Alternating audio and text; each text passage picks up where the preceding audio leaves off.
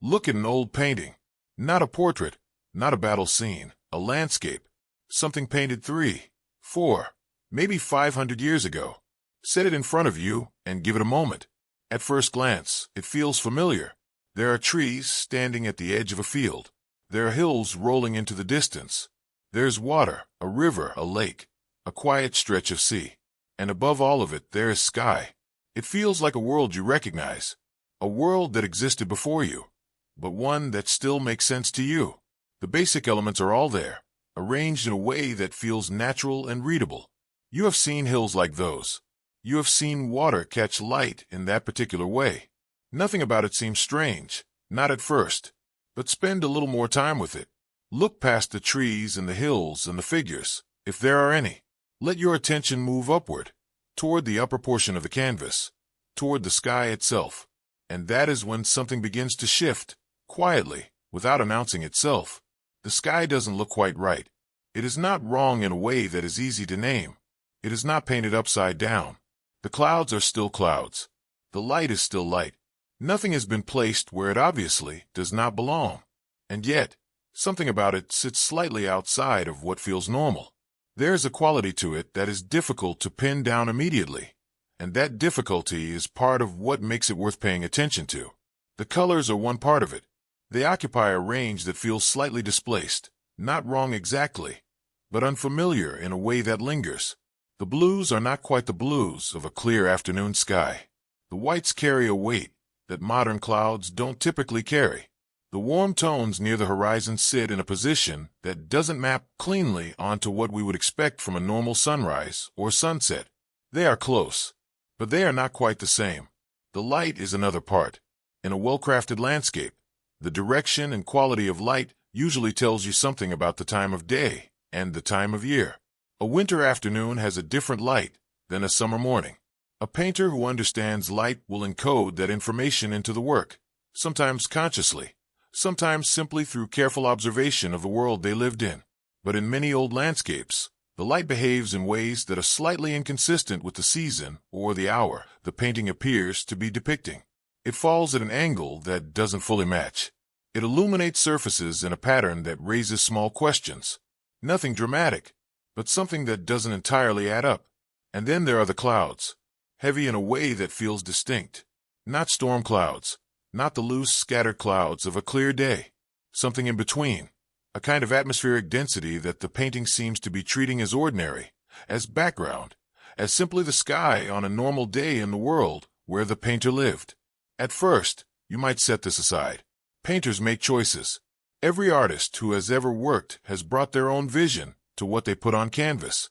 The way a painter sees a landscape is shaped by their training, their temperament, their era, and their individual sense of how color and light should be arranged. A sky that looks unusual to us might simply be the sky, as that particular person understood how to represent it. This is a reasonable thought. It is the kind of thought most people would stop at. But this is where it becomes unclear, because the question is not about one painter.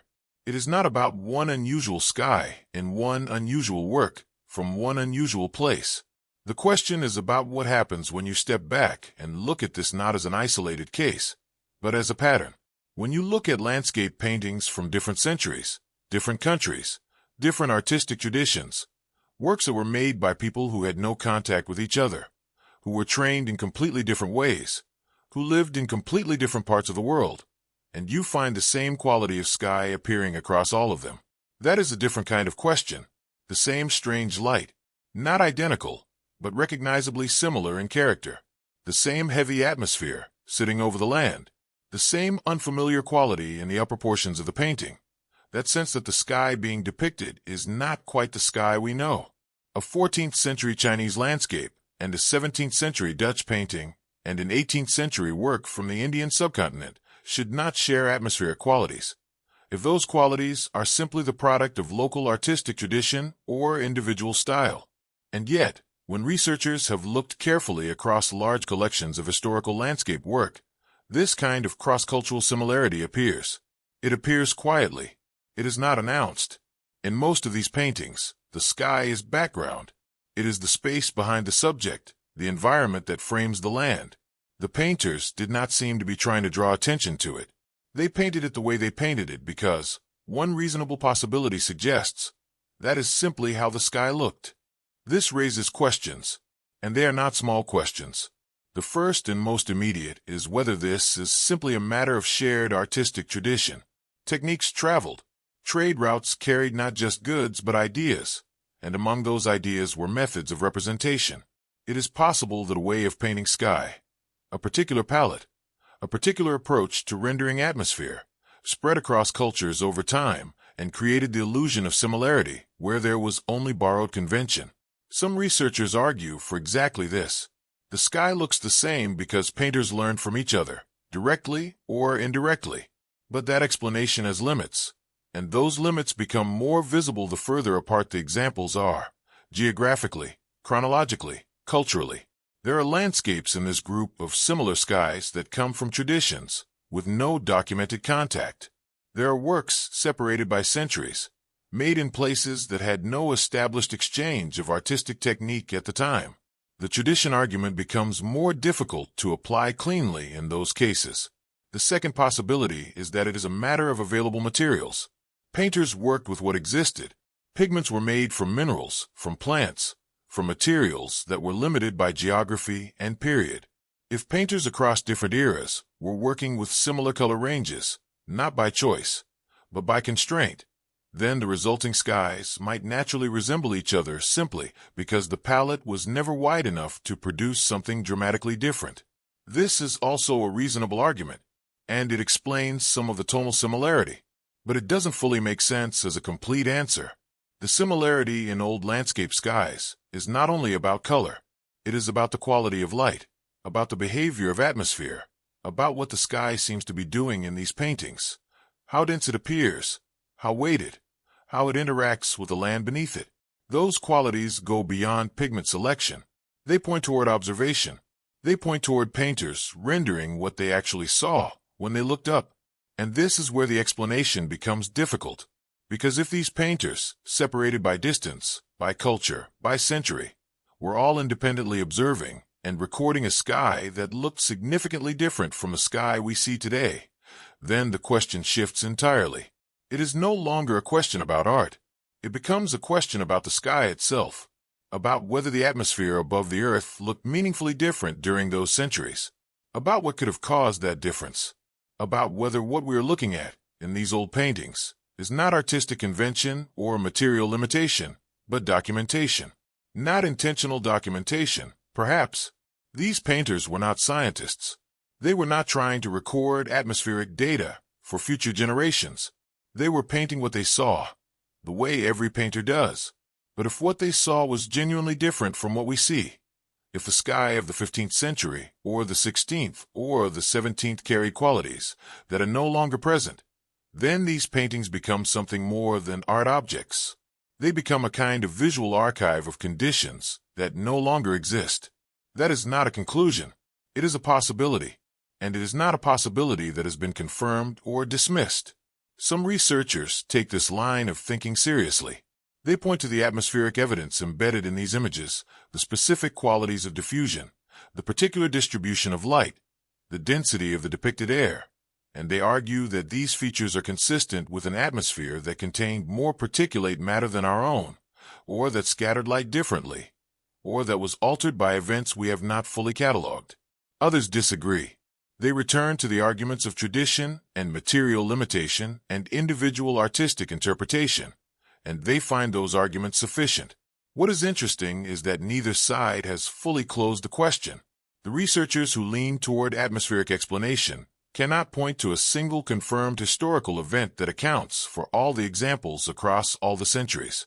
And the researchers who favor purely artistic explanations cannot fully account for the cross-cultural consistency, for the fact that unconnected traditions, working independently, arrived at such similar representations of what the sky looked like on an ordinary day. So the question remains open, and it remains open in a way that is genuinely difficult to set aside once you have noticed it. Because once you start looking at old landscapes with this question in mind, it does not go away. You find yourself looking at the sky in each painting you encounter, not the subject, not the technique, not the historical context, but the sky. and you find yourself noticing that same quality again and again, that same slightly unfamiliar atmosphere, that same light that doesn't quite match the world outside the window. There is something worth paying attention to there. Not a certainty, not a conclusion, but a consistent, quiet, unexplained pattern that stretches across centuries of human observation and representation. Painters looked up. They painted what they saw. And what they saw, across enormous distances of time and geography, appears to have shared a quality that we do not have a clean explanation for. Whether that quality lived in the sky itself, or in the conventions of how sky was painted, or somewhere in the complicated space between observation and representation, that question is still waiting for a satisfying answer. And the paintings, hanging in their frames in museums and archives and private collections around the world, continue to show it. The same unfamiliar sky, the same strange light, the same heavy, quiet atmosphere sitting above a world that is otherwise recognizable. What exactly were they looking at? When something doesn't fully make sense, the natural response is to look for an explanation. And in the case of old landscape paintings, and the unusual, unfamiliar quality that sits in the skies of so many of them, there is an explanation readily available. It is the one that most art historians and researchers reach for first.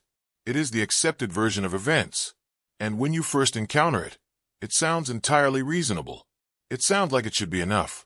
The explanation begins with a concept that sits at the center of how art history understands the production of paintings across centuries. That concept is artistic convention. It is a term that appears frequently in the study of historical art, and it refers to something specific and important. Convention, in this context, does not mean habit or accident.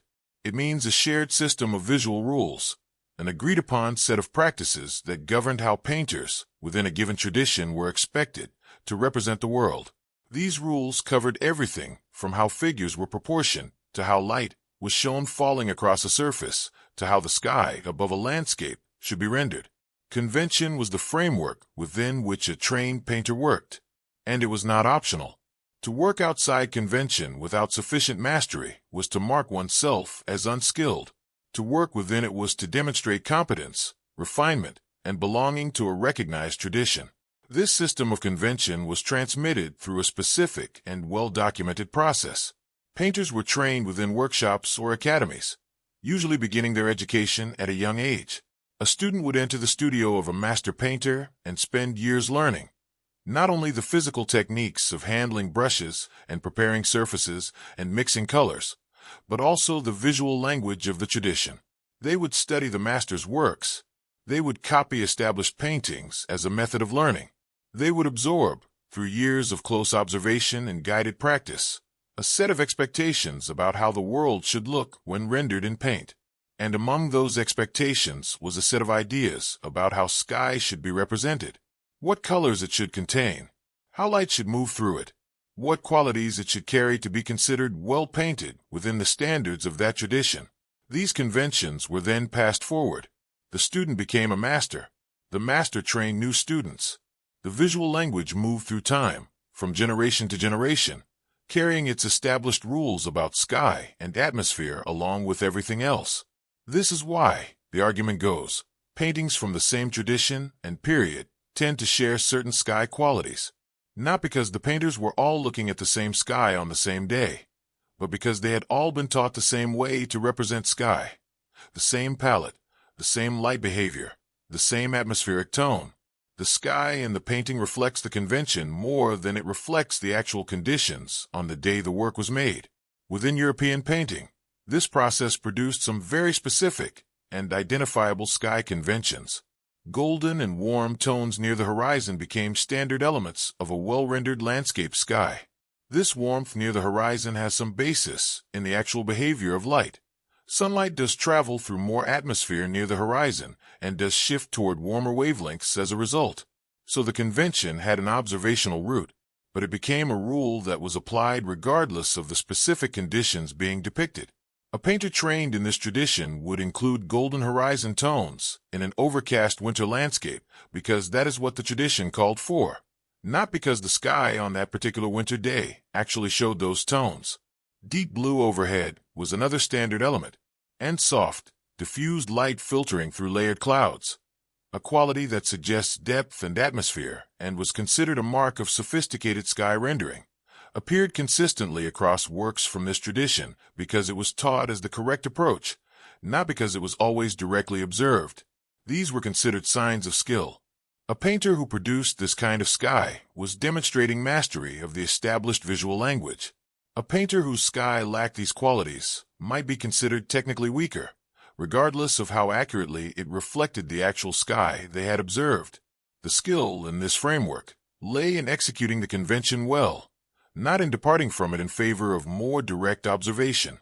This is a meaningful point because it establishes that within these traditions, the sky in a painting was understood to be a constructed representation following established rules, not a direct copy of nature. The second part of the standard explanation moves from training to materials, and this argument is also grounded in documented historical reality. Painters worked with what existed. The colors available to any painter in any period were determined by the materials that could be sourced, processed, and prepared into usable pigments. Those materials were largely minerals and plant-based substances, and they were not unlimited. The range of blues available to a painter in the 14th century was different from what a painter can reach for today. The atmospheric grays that appear in old paintings were produced from specific mineral combinations that created specific tones. The yellows and warm tones of horizon skies came from pigments whose color characteristics were fixed by their chemistry. This means that even if two painters in completely different traditions, working in different countries and different centuries, both attempted to paint what they directly observed, the results would be shaped significantly by the materials available to them. If those materials produced a similar color range, which they might, given that many pigments were derived from commonly available minerals across different regions, then the resulting skies might share certain color qualities simply as a product of shared material constraints. Not because the painters were copying each other, not because they were trained in the same tradition, but because the tools available to both of them produced similar tones when applied to sky. That detail sounds minor at first, until it is examined more closely, because the pigment argument, when combined with the convention argument, produces what seems like a fairly complete account. Painters were trained in systems that taught specific sky conventions. The materials available to them constrained the color range they could use, and the combination of convention and material constraint meant that painters across different periods and traditions would naturally tend towards similar sky qualities, without needing any shared observation or shared atmospheric experience to explain the resemblance. There's a third element that the standard explanation includes, and it is worth understanding clearly. Religious and symbolic traditions contributed to how sky was represented in painting across many cultures. In European art in particular, the sky carried significant theological meaning. Heaven was above. Divine light descended from the sky. The quality of atmospheric light in a religious or devotional painting was not simply a meteorological observation. It was a theological statement. Golden light suggested divine presence.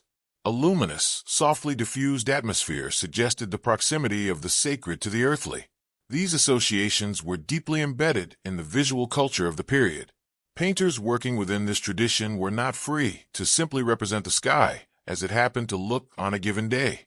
They were expected to imbue the sky with the visual qualities that communicated the appropriate theological meaning. This added layer of symbolic convention meant that the sky in a painting was shaped by at least three forces simultaneously: the training of the painter in their specific tradition, the materials available to them for producing color and tone, and the symbolic expectations of the culture and context in which the work would be received. Together, these three forces created a framework that would naturally push sky representation in specific directions, and that would do so consistently across painters, working within the same broad cultural and religious context. Laid out in this way, the explanation seems comprehensive. It accounts for why skies look similar within a tradition. It accounts for why color ranges overlap across different periods. It accounts for why certain sky qualities appear repeatedly in works that were made to serve religious or symbolic functions. It draws on documented history, the workshop system, the material record of historical pigments, the theological traditions of medieval and early modern visual culture. None of this is invented.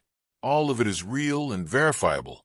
And when the three arguments are combined, the case for artistic convention as the explanation for similar sky qualities in old paintings appears, on the surface, to be complete. At first, it seems normal. It seems like enough. The question that was raised, why do old landscape paintings across centuries share the same unfamiliar sky, appears to have found its answer in the accumulated weight of tradition, material constraint, and symbolic expectation. Case closed, perhaps. But there's a problem, and the problem is not a minor one. It is not a small gap in an otherwise solid argument. It is a structural difficulty that becomes visible when the explanation is applied not just within a single tradition, but across the full range of evidence that the pattern actually presents. The convention argument explains similarity within a tradition. It explains why Italian painters of the 15th century painted similar skies to each other. They were trained in the same workshops, with the same materials, within the same religious and symbolic framework. That is internally coherent. But the pattern being examined is not limited to a single tradition. It appears across traditions that had no contact with each other. Japanese ink painting and Flemish oil painting and Chinese scroll composition and Persian miniature work. These are not the same tradition. They do not share a workshop system. They do not share a material history. They do not share a religious symbolic framework. And yet the sky qualities that appear in works from all of these traditions share recognizable characteristics. This is where the explanation becomes difficult, because if convention explains similarity within a tradition, it cannot simultaneously explain similarity across traditions that share no convention, and the pigment argument encounters a similar boundary. Similar material constraints might explain similar color ranges within regions where the same minerals were available. But painters in 13th century China and 15th century Italy were not sourcing their pigments from the same places or working with the same material traditions. Their available color ranges were shaped by different geographies and different craft histories. Some researchers look at this and still maintain that the explanation holds, that the similarities are not as specific as they appear, or that universal features of human visual perception account for the overlap across cultures. Others disagree. They point to the specificity of the shared qualities, the particular atmospheric density, the specific behavior of light in the sky portions of these works, and argue that universal perception does not produce results this specific, without a shared cause. The argument is not settled, and the problem that the standard explanation runs into at the cross-cultural boundary has not been resolved. It remains there, quiet and persistent, in the gap between what the convention argument can account for and what the full pattern of evidence actually shows. The accepted explanation, as it was laid out, rests on two main pillars: artistic convention, the shared visual rules passed through schools and traditions, and the limitations of available pigments, the restricted palette that painters worked within across different eras. Together, these two arguments are meant to account for the similarity in how old landscape skies appear, and taken within a single cultural tradition, they do a reasonable job. The problem appears when you step outside that boundary. If convention and pigment limitation are the complete answer, then a specific expectation follows from that. Cultures that develop their artistic traditions independently, without significant contact, without shared schools or shared materials, should have arrived at noticeably different ways of representing the sky. The logic is straightforward. If the similarity comes from shared tools and shared teaching, then where the tools and teaching were different, the results should be different too. That is what the explanation predicts. But that is not entirely what the paintings show.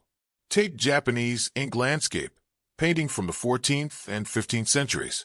This is a tradition with deep roots in East Asian brush technique, a practice built around ink, water, and paper or silk, using methods that were developed over centuries within a cultural context entirely separate from European oil painting. The materials were different. The training was different. The philosophical framework behind the art was different. Japanese landscape painters of this period were not thinking about the same things as their European counterparts. And yet, when researchers examine the atmospheric qualities in these works, the way the sky sits above the mountains, the quality of haze, the diffusion of light, Through the upper portions of the composition, something familiar appears, a quality that resembles, in character if not in exact appearance, what turns up in European landscapes from roughly the same era. That resemblance is worth pausing on. It is not about style. The works look nothing alike when viewed as complete compositions. Japanese ink landscapes have their own unmistakable aesthetic, the brushwork, the negative space, the particular way mountains are suggested rather than fully rendered. European oil landscapes of the same period look entirely different in technique and approach. But the sky, the atmospheric quality above the depicted land, that is where the similarity quietly appears. Persian miniature painting presents another case. Persian miniatures are highly detailed, often small in scale, and intensely decorative in their overall character. They are not naturalistic landscapes in the Western sense. They use pattern, stylization, and a particular relationship between figure and ground that has no direct equivalent in European or East Asian landscape traditions. And yet, in certain Persian miniatures, particularly those depicting outdoor scenes with open sky, there's a quality of diffused light in the upper portions of the image that researchers have noted bears resemblance to what appears in Flemish landscapes from roughly the same centuries. Flemish painting, made in what is now Belgium and the Netherlands, is about as far from Persian miniature tradition as it is possible to get in terms of technique, material, cultural context, and artistic purpose.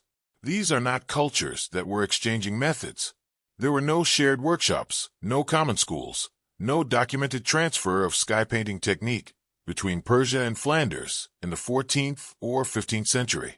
And this is where it becomes unclear, because if the similarity cannot be explained by shared convention, and if the materials were too different to produce identical results by accident, then the question of why these atmospheric qualities keep appearing across such different traditions becomes genuinely difficult to answer. Chinese scroll paintings of mountain ranges add another layer. These works, produced across different dynasties and centuries, often depict vast landscapes, enormous mountain systems rendered in ink, with sky and atmosphere playing a significant role in the overall mood and meaning of the composition. The skies in these works carry a particular density, a heaviness in the atmosphere that isn't simply weather. It is a quality of the air itself, thick, present, weighted in a way that painters in this tradition seem to treat as simply the normal condition of the sky above a landscape. And that same quality, that same atmospheric density, appears in Italian landscape works from the same broad period. Landscapes made in a completely different part of the world, in a completely different material tradition, by painters who had no knowledge of Chinese scroll painting and no reason to replicate its atmospheric qualities. This is not a minor overlap. Italy and China, in the 14th and 15th centuries, had some limited trade contact through long routes, but there was no meaningful exchange of painting technique. Italian oil painters and Chinese ink painters were not learning from each other's approach to representing the sky.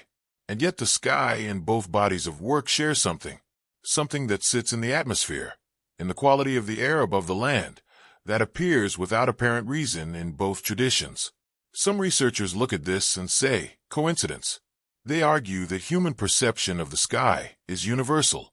Every person who looks up sees the same basic elements: blue expanse, cloud formations, light from the sun. And when painters from any culture attempt to represent that universal experience, some degree of similarity is inevitable. The sky is the sky, wherever you are. This argument is calm and measured, and it deserves to be taken seriously. But it doesn't fully make sense as a complete explanation, because the similarity being observed is not simply that all these paintings show sky. It is that they show sky with a particular quality, a specific atmospheric density, a specific behavior of light, a specific heaviness. That is not a universal feature of how the sky looks today. If painters were independently and universally representing what the sky looks like, and the sky looks the way it does today, we would expect the cross-cultural similarities to match the modern sky. But many researchers note that the shared quality in these old paintings does not particularly resemble the modern sky at all. It resembles something else, something slightly different, and that is the part that the coincidence argument does not cleanly account for. Others disagree with the coincidence interpretation more directly. They point out that the specific qualities being compared across traditions are too consistent to be the result of independent universal observation. The atmospheric density appears in the same relative position within landscape compositions across cultures. The quality of diffused light behaves similarly in the sky portions of these works regardless of whether the painter was working in ink, oil, tempera, or watercolor. These are not the kinds of similarities that arise simply because all humans look at the same sky. These are specific representational choices that cluster in a way that suggests something more than coincidence, but less than documented contact. And this is where the explanation becomes difficult, because neither the coincidence argument, nor the shared convention argument, nor the pigment limitation argument fully closes the question. Each of them explains part of the pattern. None of them explains all of it, and the part that remains unexplained is the most specific and most interesting part. The cross-cultural consistency in atmosphere equality among painting traditions that had no documented reason to produce that consistency. Some researchers, a smaller group, take this remaining unexplained portion seriously enough to ask a different question entirely. Not a question about art, a question about the sky. What if the painters were not independently arriving at similar representations through coincidence or convention? What if they were looking at the same thing? What if the sky itself, the actual atmosphere above the earth during these centuries, carried qualities that are no longer present today? What if the atmospheric density, the heavy quality of light, the particular diffusion that appears in these paintings was not a representational choice, but a recorded observation? This is not a confirmed claim. It is a question that a portion of researchers find worth examining, while others find it unnecessary given what conventional explanations can already account for. The disagreement is genuine, and it has not been resolved. What makes it difficult to dismiss entirely is the geographic spread of the evidence. Japanese ink work, Persian miniatures, Chinese scroll paintings, Flemish oil landscapes, Italian tempera and oil works. These are not close neighbors. They are not products of overlapping traditions, and yet the atmosphere equality in their skies keeps appearing with a consistency that requires some kind of explanation. That detail sounds minor at first, the idea that old paintings from different cultures share a similar sky quality. It sounds like the kind of observation an art enthusiast might make casually, without expecting it to lead anywhere significant, until it is examined more closely. Until you lay the examples side by side across traditions and centuries, and ask why a Japanese painter working in ink, and a Flemish painter working in oil, and a Persian miniaturist working in fine pigment on parchment all seem to be depicting an atmosphere that carries the same unexplained weight. The paintings themselves don't answer this. They simply show it, quietly, in the background of landscapes whose subjects were fields and mountains and rivers, not sky. The sky was background. The painters were not trying to document it. They were using it as the environment that framed everything else. And in doing so, across cultures and centuries, they appear to have recorded something consistent that we have not yet found a fully satisfying way to explain. Whether that something was atmospheric, artistic, perceptual, or some combination of all three remains an open question. The cross-cultural evidence makes the purely artistic explanations feel incomplete. The absence of a confirmed atmospheric cause makes the observation-based interpretation feel unverifiable. And in the space between those two positions, the question stays open. The paintings stay on their walls, and the sky in each of them continues to carry that same quiet, unfamiliar quality, unchanged, unexplained, and still waiting for an answer that fully accounts for all of it. To make sense of why this question keeps returning, why the skies in old paintings continue to resist a fully satisfying explanation, it helps to step back from the paintings themselves for a moment. It helps to look at something more fundamental, something that sits beneath both the art history arguments and the cross-cultural comparisons. It helps to look at how the atmosphere actually works, and more specifically, at how much it can change. This is not a small detail. It is actually central to the entire question, because most people, when they think about the sky, think of it as a relatively stable thing. Blue during the day, darker at night, cloud formations that shift with weather, sunsets that vary in intensity depending on conditions. The basic framework feels consistent and familiar, and within a single human lifetime, It largely is. The sky you saw as a child and the sky you see today are recognizably the same sky. This creates a reasonable but potentially misleading assumption that the sky has always looked more or less the way it looks now. But the atmosphere is not a fixed thing. It is a dynamic system. It responds to forces that operate on timescales ranging from hours to centuries, and some of those forces are capable of altering it significantly. Not just locally, not just temporarily, but across large portions of the planet and for extended periods of time. Understanding this is important because it changes how we read the question being asked about old paintings. It means the question, could the sky have genuinely looked different in past centuries, is not an unreasonable one. It is, in fact, a question that atmospheric science has already answered in the affirmative for specific events. The remaining question is about scale and duration. One of the most well-documented ways the atmosphere changes dramatically is through large volcanic eruptions. When a volcano of significant size erupts, it does not only release lava and ash in the immediate vicinity, it also sends material into the upper layers of the atmosphere, specifically, massive quantities of sulfur dioxide gas. This gas, once it reaches the stratosphere, reacts with water vapor and forms fine droplets of sulfuric acid. These droplets become aerosols, tiny suspended particles distributed across a wide atmospheric layer. And these aerosols do something specific and measurable to the way sunlight behaves. They scatter it. Instead of sunlight traveling in a relatively direct path from the sun to the surface of the Earth, the aerosol layer disrupts that path. Light is redirected in multiple directions. The result is a sky that behaves differently from normal. During the day, the light appears more diffused, softer, more evenly spread, without the sharp contrasts of direct sunlight. At sunrise and sunset, when the light is already traveling a longer path through the atmosphere, the additional scattering creates colors of unusual intensity. Reds, oranges, and pinks appear more vivid. The sky near the horizon glows in ways it normally does not, and the overall atmosphere, the quality of the air when viewed from the ground, appears heavier, more present, more visually significant than it would be on a normal day. This is not a theoretical process. It has been observed and measured in modern times following major eruptions. The science is well established, and this is what makes a specific historical example so relevant to the question about old paintings. In April of 1815, a volcano called Mount Tambora, located on an island in what is now Indonesia, produced one of the largest eruptions in recorded history. The amount of material it released into the atmosphere was enormous by any measure. Sulfur dioxide spread through the stratosphere and was carried by upper-level winds across the globe. The aerosol layer that formed in the months following the eruption affected atmospheric conditions across large portions of the northern hemisphere. The effects were not subtle. The following year, 1816, became known in parts of Europe and North America as the year without a summer. Average temperatures dropped measurably. Snow fell in regions where it was not expected during summer months.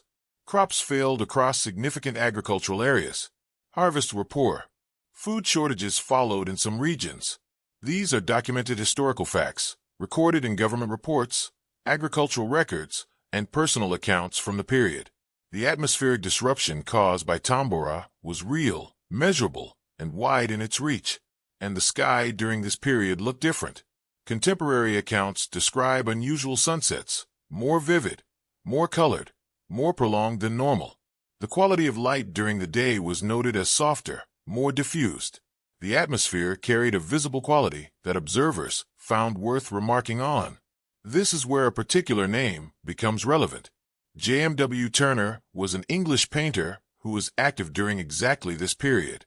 He is now regarded as one of the most significant landscape artists in Western art history, known particularly for his treatment of light and atmosphere. His works from the period around and following the Tambora eruption show skies of unusual intensity. The sunsets in his paintings from this era glow with colors that have sometimes been described as almost exaggerated. Vivid oranges and deep reds that sit in the sky in a way that feels heightened beyond what most landscape painters of earlier periods produced. Some researchers have pointed to this as a direct connection. Turner, they argue, was not inventing those skies. He was painting what he actually saw during a period when the Tambora aerosol layer was actively altering how sunsets looked over England. The unusual quality in his skies was not stylistic invention. It was documentation. It was a painter doing what painters do, which is look at the world and record it, during a period when the world's sky happened to look extraordinary. This connection is interesting. It is specific, it is historically grounded, and it offers a clear mechanism linking atmospheric events to what appears in painted landscapes. At first, it seems to provide exactly the kind of explanation the broader question needs. If one volcanic eruption could cause a painter to record unusually intense skies, then perhaps a series of such eruptions across history could account for the pattern of unusual atmospheric qualities visible in old landscapes more generally. But this is where it becomes unclear, because Tambora explains one eruption. It explains one period of atmospheric disruption, centered around one identifiable event in 1815 and the years immediately following. And Turner is one painter, working in one country, during one specific stretch of time. The question about old landscape skies is not about one painter or one period. It is about a pattern that appears across centuries, across paintings made in the 13th century and the 15th century and the 17th century, periods separated by hundreds of years, not a few decades. Tambora does not explain those, at least not directly. So the question that follows is natural. Were there other eruptions? Were there other atmospheric events, distributed across the centuries in question, that could account for the broader pattern? This is where the investigation becomes more complicated.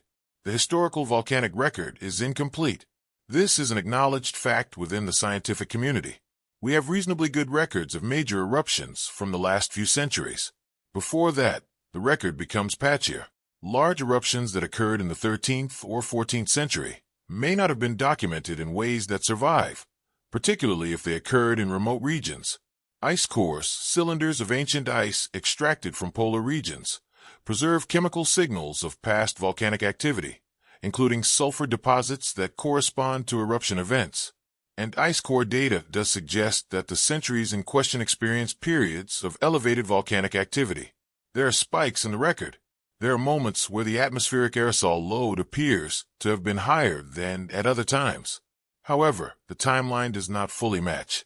The pattern of unusual sky qualities in old paintings does not align cleanly with the volcanic spikes visible in ice core records. Some of the most atmospherically distinctive landscapes were painted during periods that don't correspond to known major eruption events, and some paintings made shortly after periods of high volcanic activity appear relatively unremarkable in their sky representation. The connection is suggestive but inconsistent. It explains some of the pattern. It does not explain all of it, and this is where the explanation becomes difficult, because the volcanic aerosol argument is the strongest scientific mechanism available for linking past atmospheric conditions to the visual qualities in old paintings. It is well understood, well documented for specific events, and capable of producing exactly the kind of sky heaviness and light diffusion that these paintings appear to show. But it doesn't cover the full range of examples. The geography is too wide. The time span is too long, and the record of past eruptions is too incomplete to close the question. Some researchers respond to this by suggesting that the volcanic record itself is the problem, that we are missing events, particularly from periods and regions where historical documentation was limited. If the actual frequency of significant volcanic activity across those centuries was higher than our current records show, then the aerosol argument might account for more of the pattern than the available data currently allows. This is possible. It is not provable with current evidence. Others suggest that volcanic activity alone may not be the only atmospheric variable worth considering. The atmosphere responds to multiple forces, not just eruptions. Solar output varies over long cycles. Ocean temperatures influence cloud formation and atmospheric moisture in ways that shift over decades. Dust from large-scale events, major fires, large meteorite impacts, the slow accumulation of extraterrestrial particulate matter, can all contribute to how the atmosphere scatters and transmits light. The sky is not altered by one thing alone.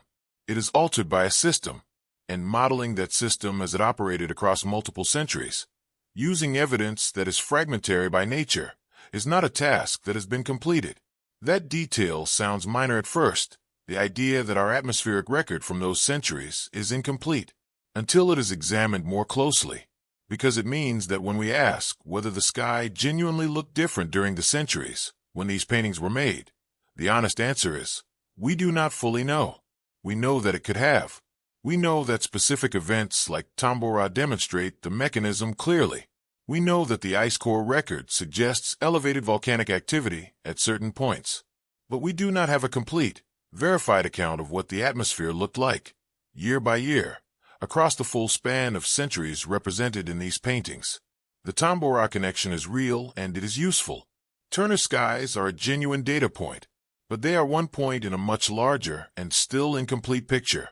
The broader pattern, the one that crosses cultures and centuries, remains only partially explained, and the part that remains unexplained is still waiting for a mechanism that fully accounts for it.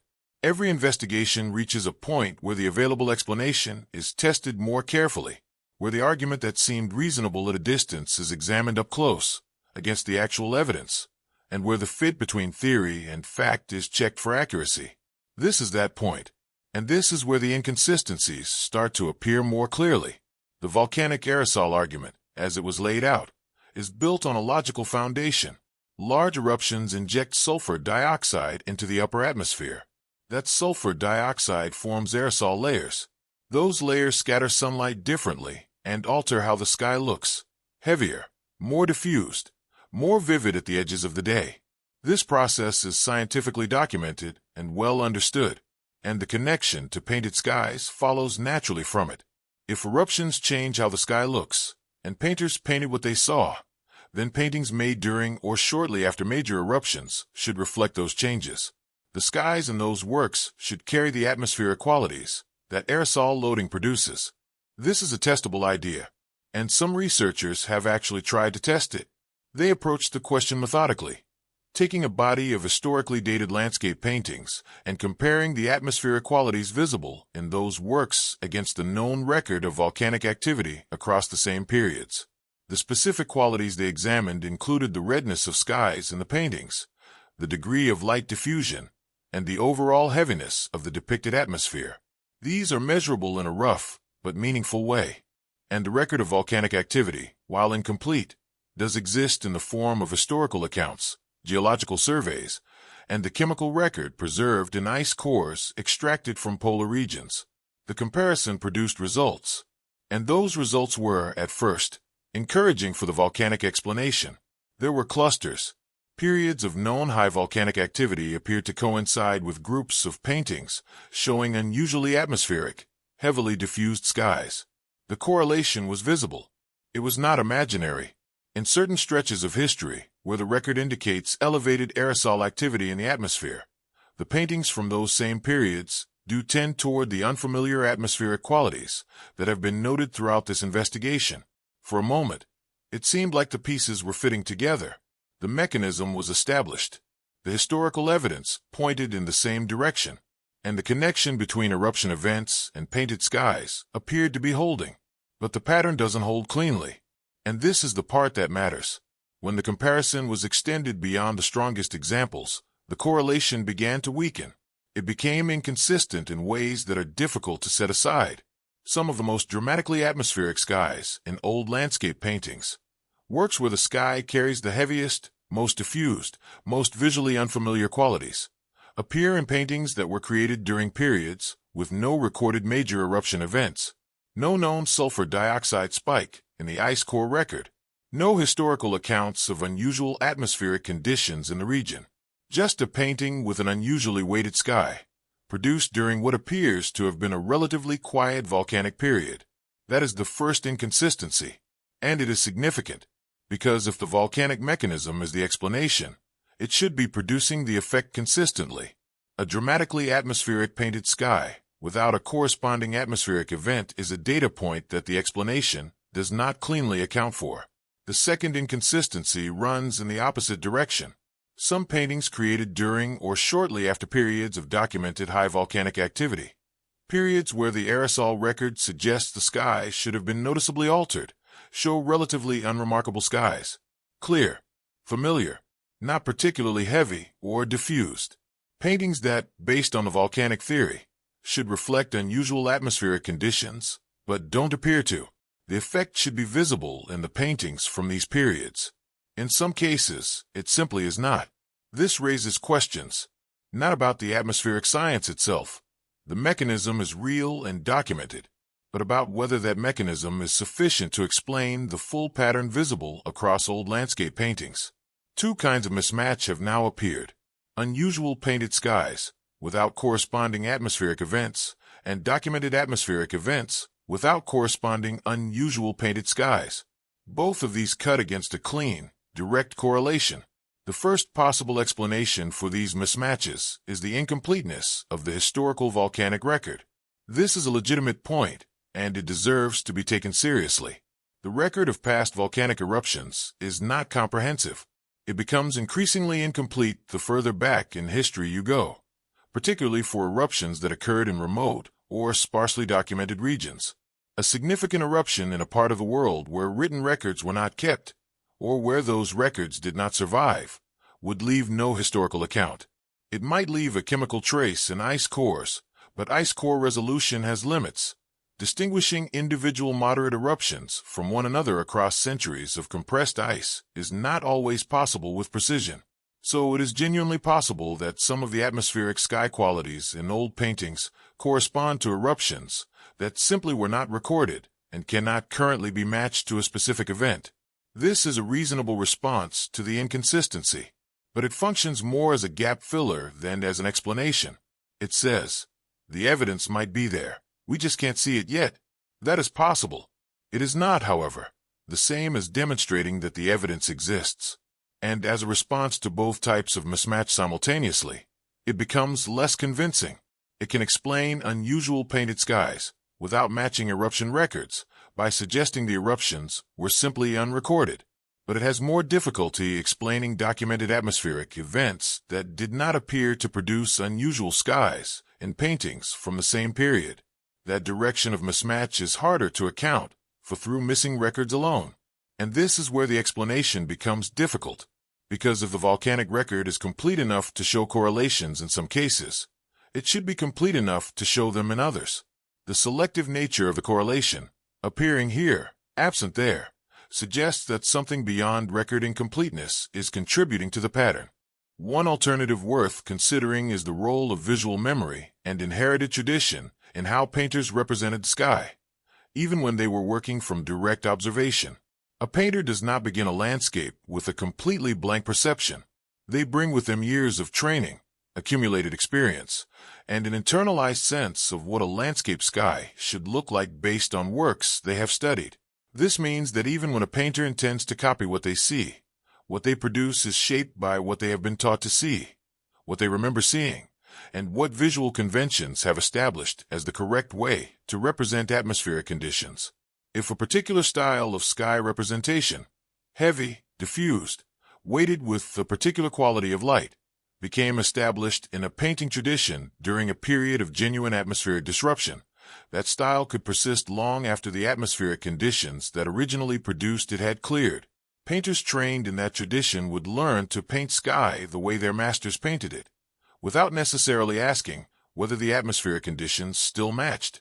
The visual memory of an unusual sky could outlast the sky itself, encoded in the conventions of a tradition and passed forward for generations. This is plausible, and it might explain some of the cases where unusually atmospheric painted skies appear during periods without corresponding eruption events.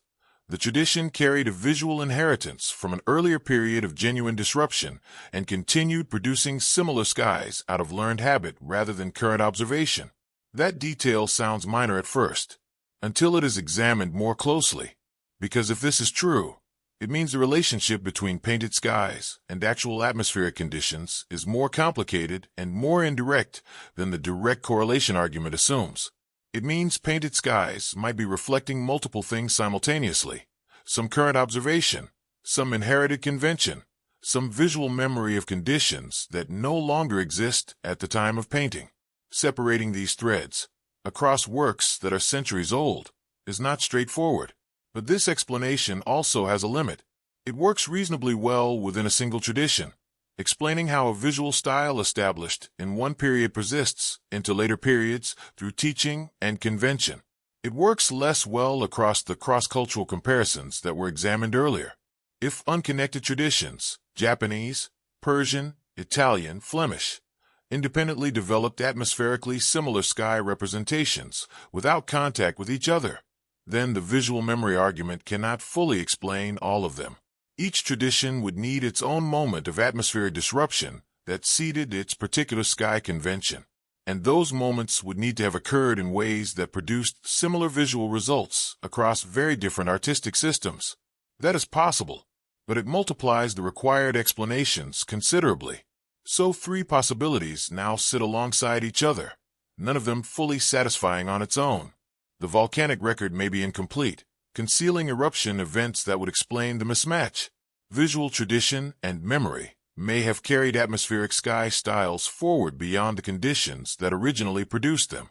Or something else, some additional variable not yet fully accounted for, may be contributing to the atmospheric qualities represented in these paintings across cultures and centuries. None of these options closes the question. Each of them explains part of the evidence. Each of them leaves another part unexplained. And the investigation, at this point, has reached a place where the available explanations are showing their limits without a more comprehensive answer stepping in to replace them. What makes this particularly difficult is that the inconsistency cuts in 2 directions. It is not simply a matter of having too little explanation for too much evidence. It is a matter of having an explanation that fits some of the evidence well and other parts of the evidence poorly, in both directions simultaneously. That kind of inconsistency is harder to resolve. It suggests that the explanation being tested is not wrong exactly, but is incomplete, that it is capturing something real without capturing everything real, and the portion it is not capturing is still sitting there, visible in the paintings, waiting to be accounted for. The skies in those works have not changed. They look the same today as they did when they were painted. The same heavy atmosphere, the same diffused and weighted light. Whether those qualities came from volcanic aerosols, or inherited convention, or something else entirely, they are recorded there with a consistency that the current explanations have not fully resolved. The question of what produced them remains, at this point, genuinely open. Up to this point, the investigation has focused primarily on quality, on the heaviness of the atmosphere in old landscape paintings, the unusual diffusion of light, the weighted and unfamiliar tone that sits across the skies in works from different cultures and centuries. These are qualities, characteristics of how the sky looks in general terms, and they are difficult enough to explain cleanly. But there is another layer to this, a layer that moves the question from general atmospheric quality into something more specific, something that doesn't fit the standard explanation in a different and more direct way. The question is no longer only about how the skies look. It is also about what appears within them. When researchers examine old landscape paintings closely, not just European works, but paintings spread across Asia, the Americas, and other regions, they occasionally encounter something that sits in the sky portion of the composition and resists easy categorization. Not clouds in the conventional sense, not standard light effects that meteorology can readily account for. Not obvious symbolic elements placed there by the painter for narrative or religious reasons. Something else. Features that painters chose to include, chose to render with a degree of care and detail, but which do not correspond cleanly to anything that appears in the modern sky or fits neatly into the established vocabulary of historical art. This is where the standard explanations, artistic convention, pigment limitation, atmospheric science, begin to encounter a different kind of difficulty, because those explanations were developed to account for general atmospheric quality. They address why the sky looks heavy, or why certain colors appear, or why the light seems diffused.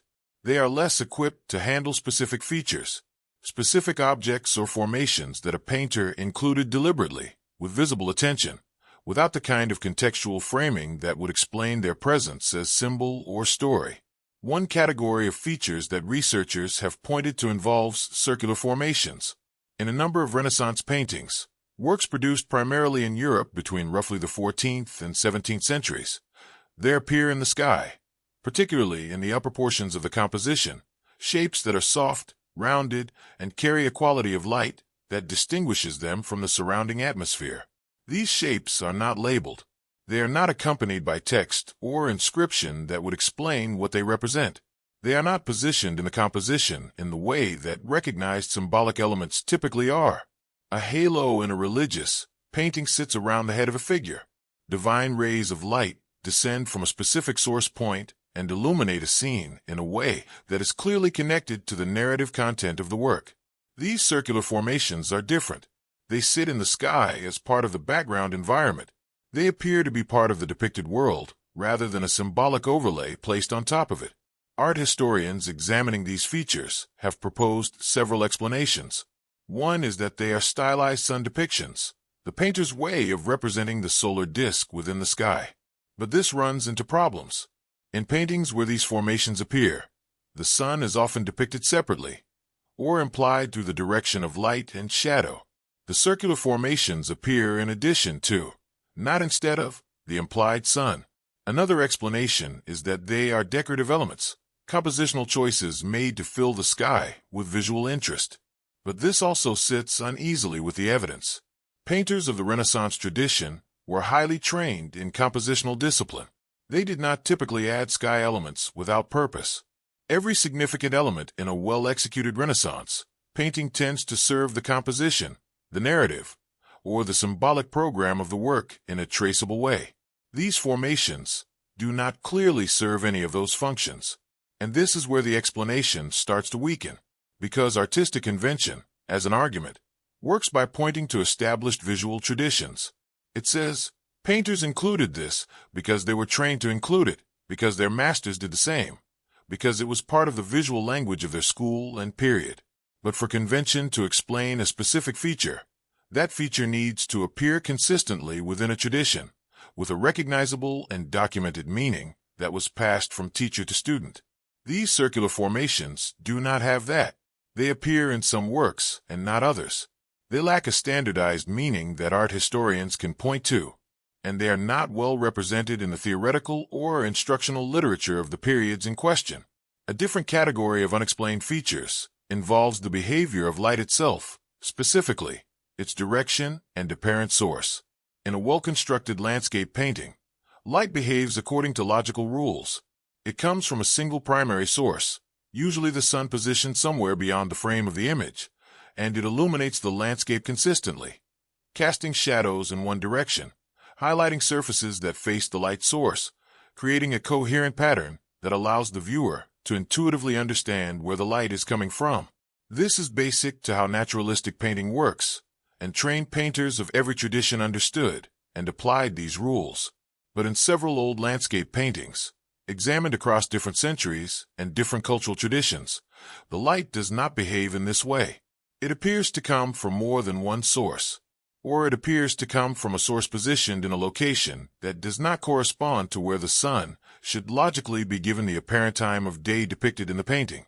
Shadows fall in directions that contradict each other.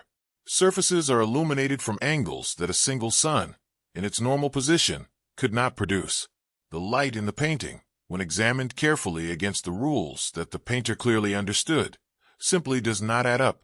Some researchers look at these cases and suggest painter error, a mistake in the rendering of light direction, perhaps made during a complex composition where keeping track of every shadow became difficult. This is a reasonable possibility for an isolated case, but the question becomes more interesting when similar light anomalies appear across multiple paintings from different painters, working in different traditions and periods. A single error is an error. A repeated pattern across unrelated works becomes something that requires a different kind of explanation. At first, it seems like these could be minor technical inconsistencies, the kind of small imperfections that appear in any human-made object across history. But there's a problem. The painters who produced the works in question were not beginners. They were skilled craftspeople who had mastered the technical demands of their tradition. In the same works where the light direction is inconsistent or multiply-sourced, every other technical aspect, the rendering of fabric, the modeling of faces, the treatment of foreground vegetation, demonstrates precise command of craft. The anomaly is not distributed evenly across the painting as a sign of general technical weakness. It is specific to the sky and to the behavior of light within it. That detail sounds minor at first, until it is examined more closely, because it means the painter was capable of technical accuracy throughout the work, but chose, or was compelled, to represent the light in the sky in a way that doesn't match standard behavior, which raises a question that is difficult to dismiss entirely. Were they representing what they actually observed? Was there something about the light in the sky during the period when these works were made that genuinely did not behave in the way modern skylight behaves? It doesn't fully make sense to explain this through convention alone. If there were an established convention for depicting multiple light sources in the sky, or for showing light coming from an unexpected direction, that convention would be traceable. It would appear in the instructional literature, in the theoretical writings about painting that survive from these periods, in the systematic way that apprentices were taught to construct a composition.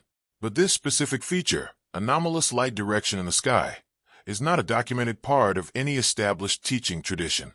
It is not something painters were instructed to do.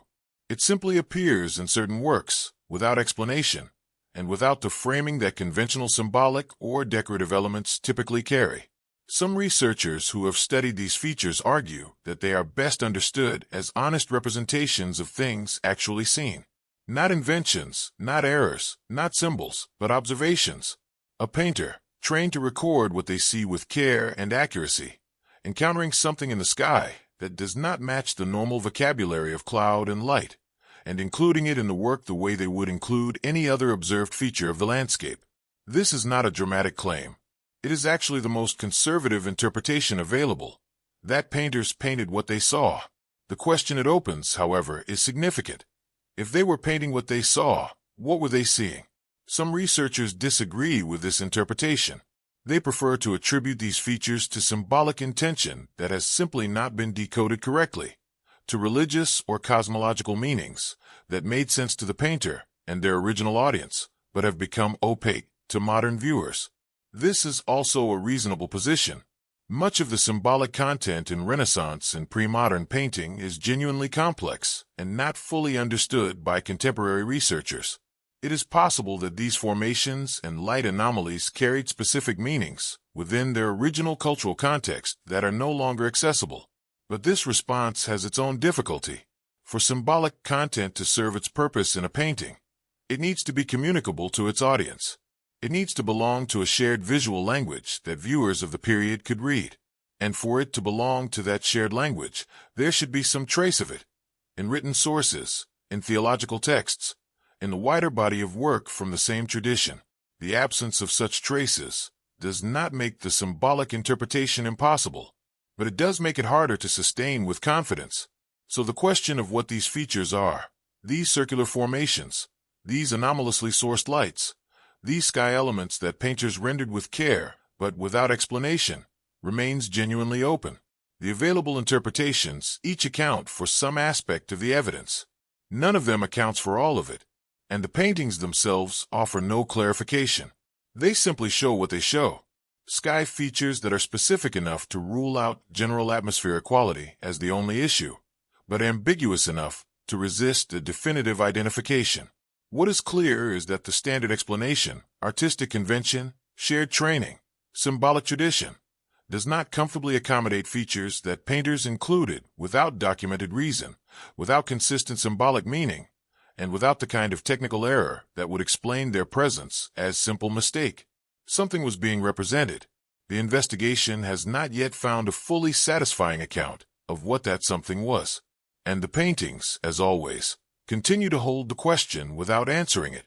There is a particular moment in any investigation when individual observations stop being individual, when what began as a collection of separate, loosely related cases starts to organize itself into something more structured, something that is harder to address one piece at a time, because the pieces are no longer the point.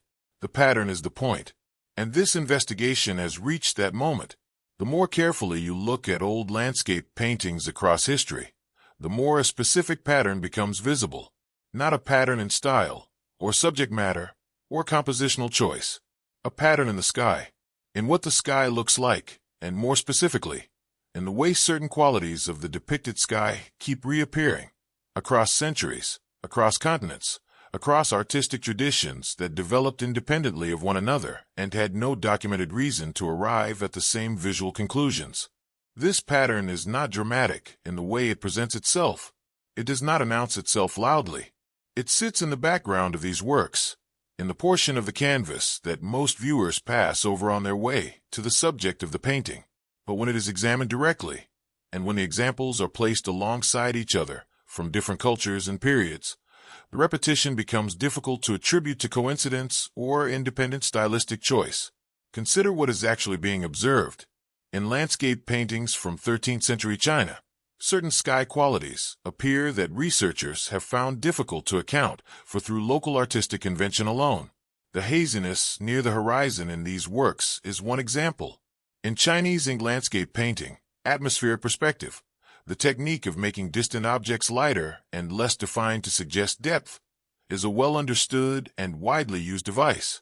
But the haziness being described here is different from atmospheric perspective. It sits differently in the composition. It carries a quality that isn't simply about suggesting distance.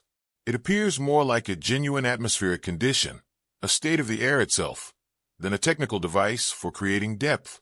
The distinction is subtle but meaningful, and researchers who have studied these works in detail have noted that it doesn't reduce cleanly to technique.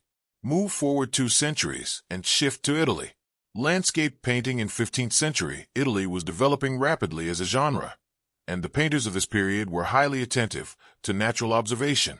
Many of them kept detailed records of their observations, notes on light, on shadow, on the behavior of atmosphere at different times of day.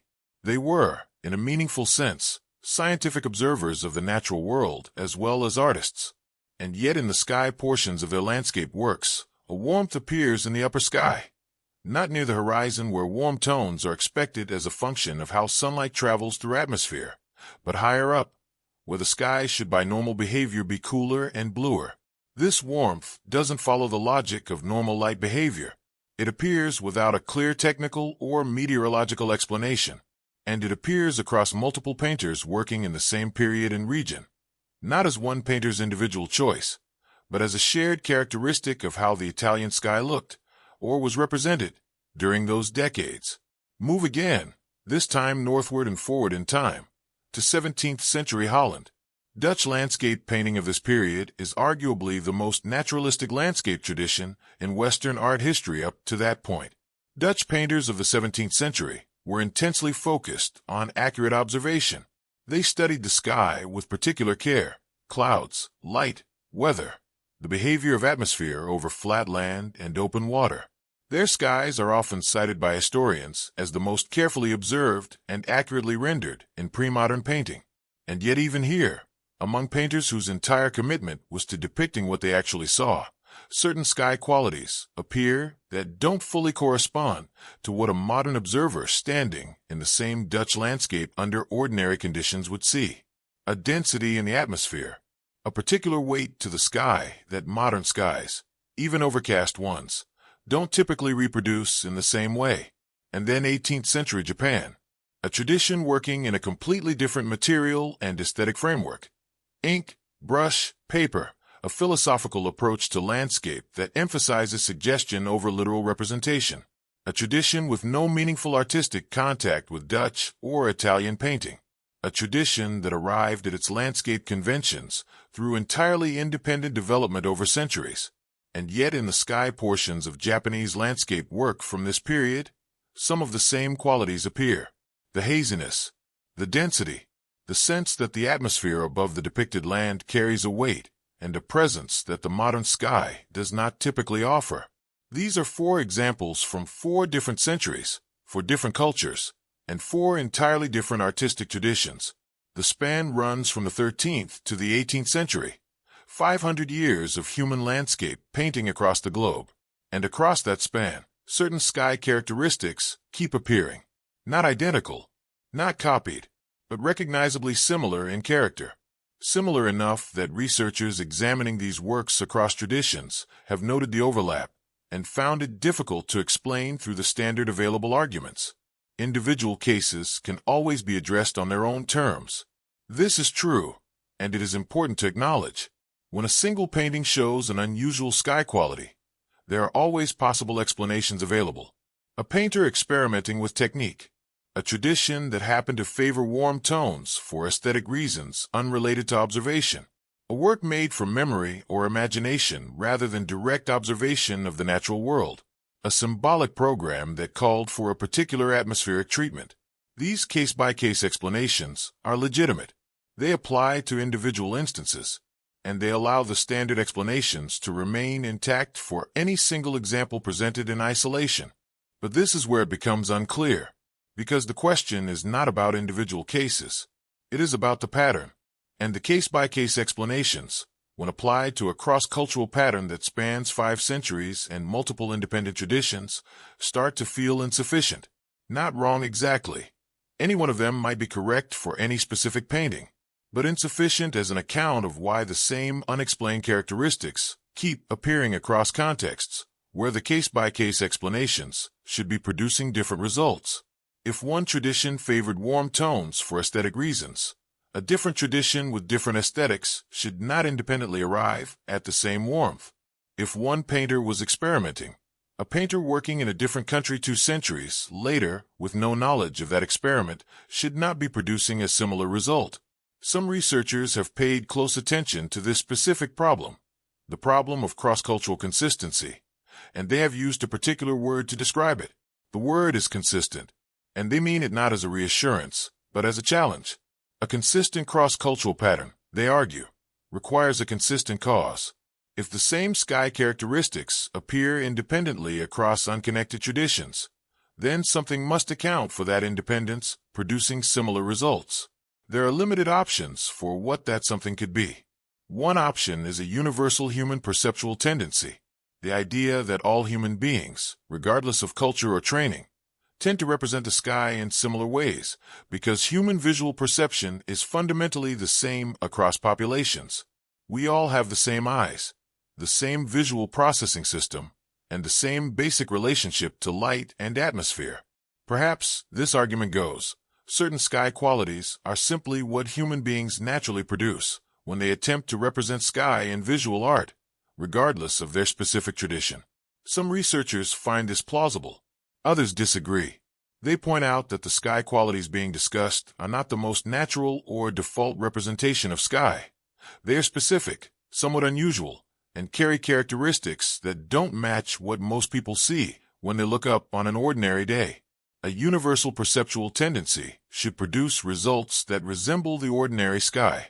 These results, in many cases, do not.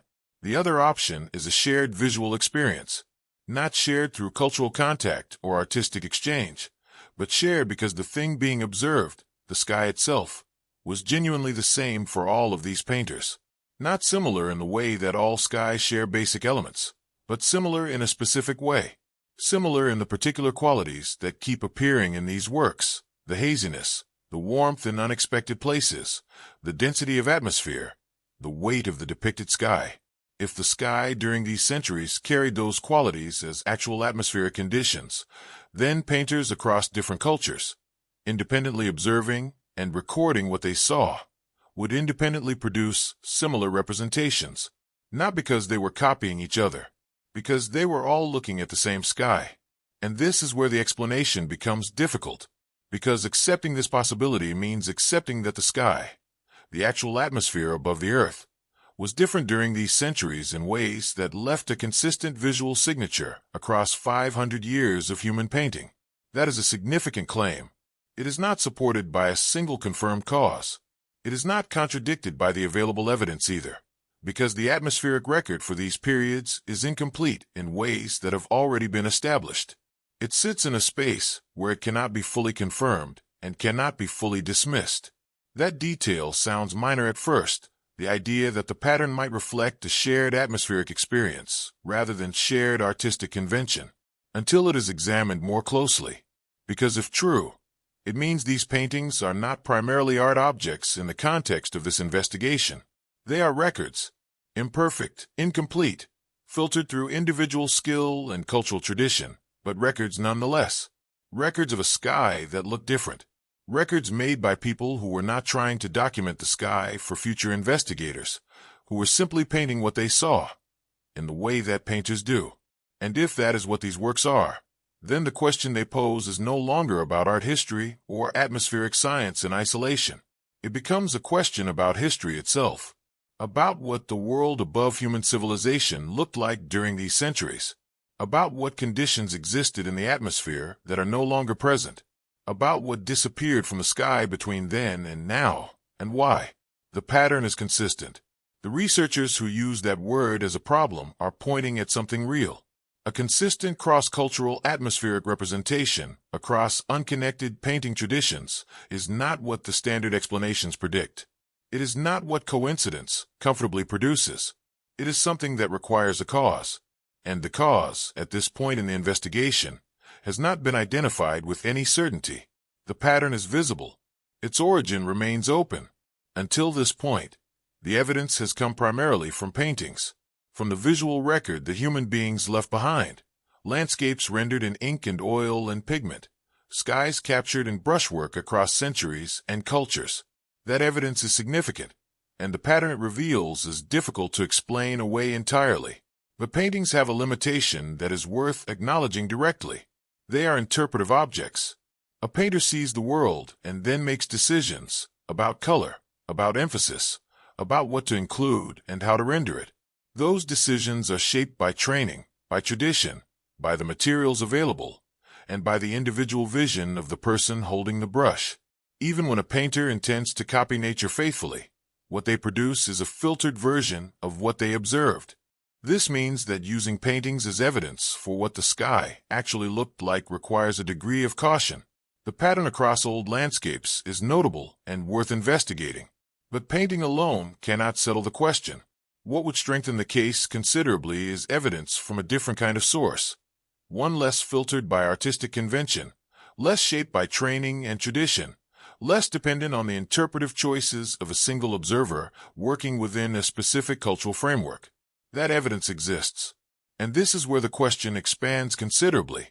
Written records from medieval and early modern periods, documents produced across different parts of the world, in different languages, by people with different purposes and different relationships to the sky, occasionally describe atmospheric conditions in ways that sound unusual to a modern reader. Not in every document, and not consistently, but often enough, and from enough different sources, to constitute a pattern of their own. A pattern that sits alongside the visual evidence from paintings and raises the same underlying question from a different direction. The sources themselves are varied. European chronicles, the historical records kept by monks, court officials, and civic administrators throughout the medieval period, occasionally contain entries about the sky that sit alongside accounts of harvests, battles, and political events.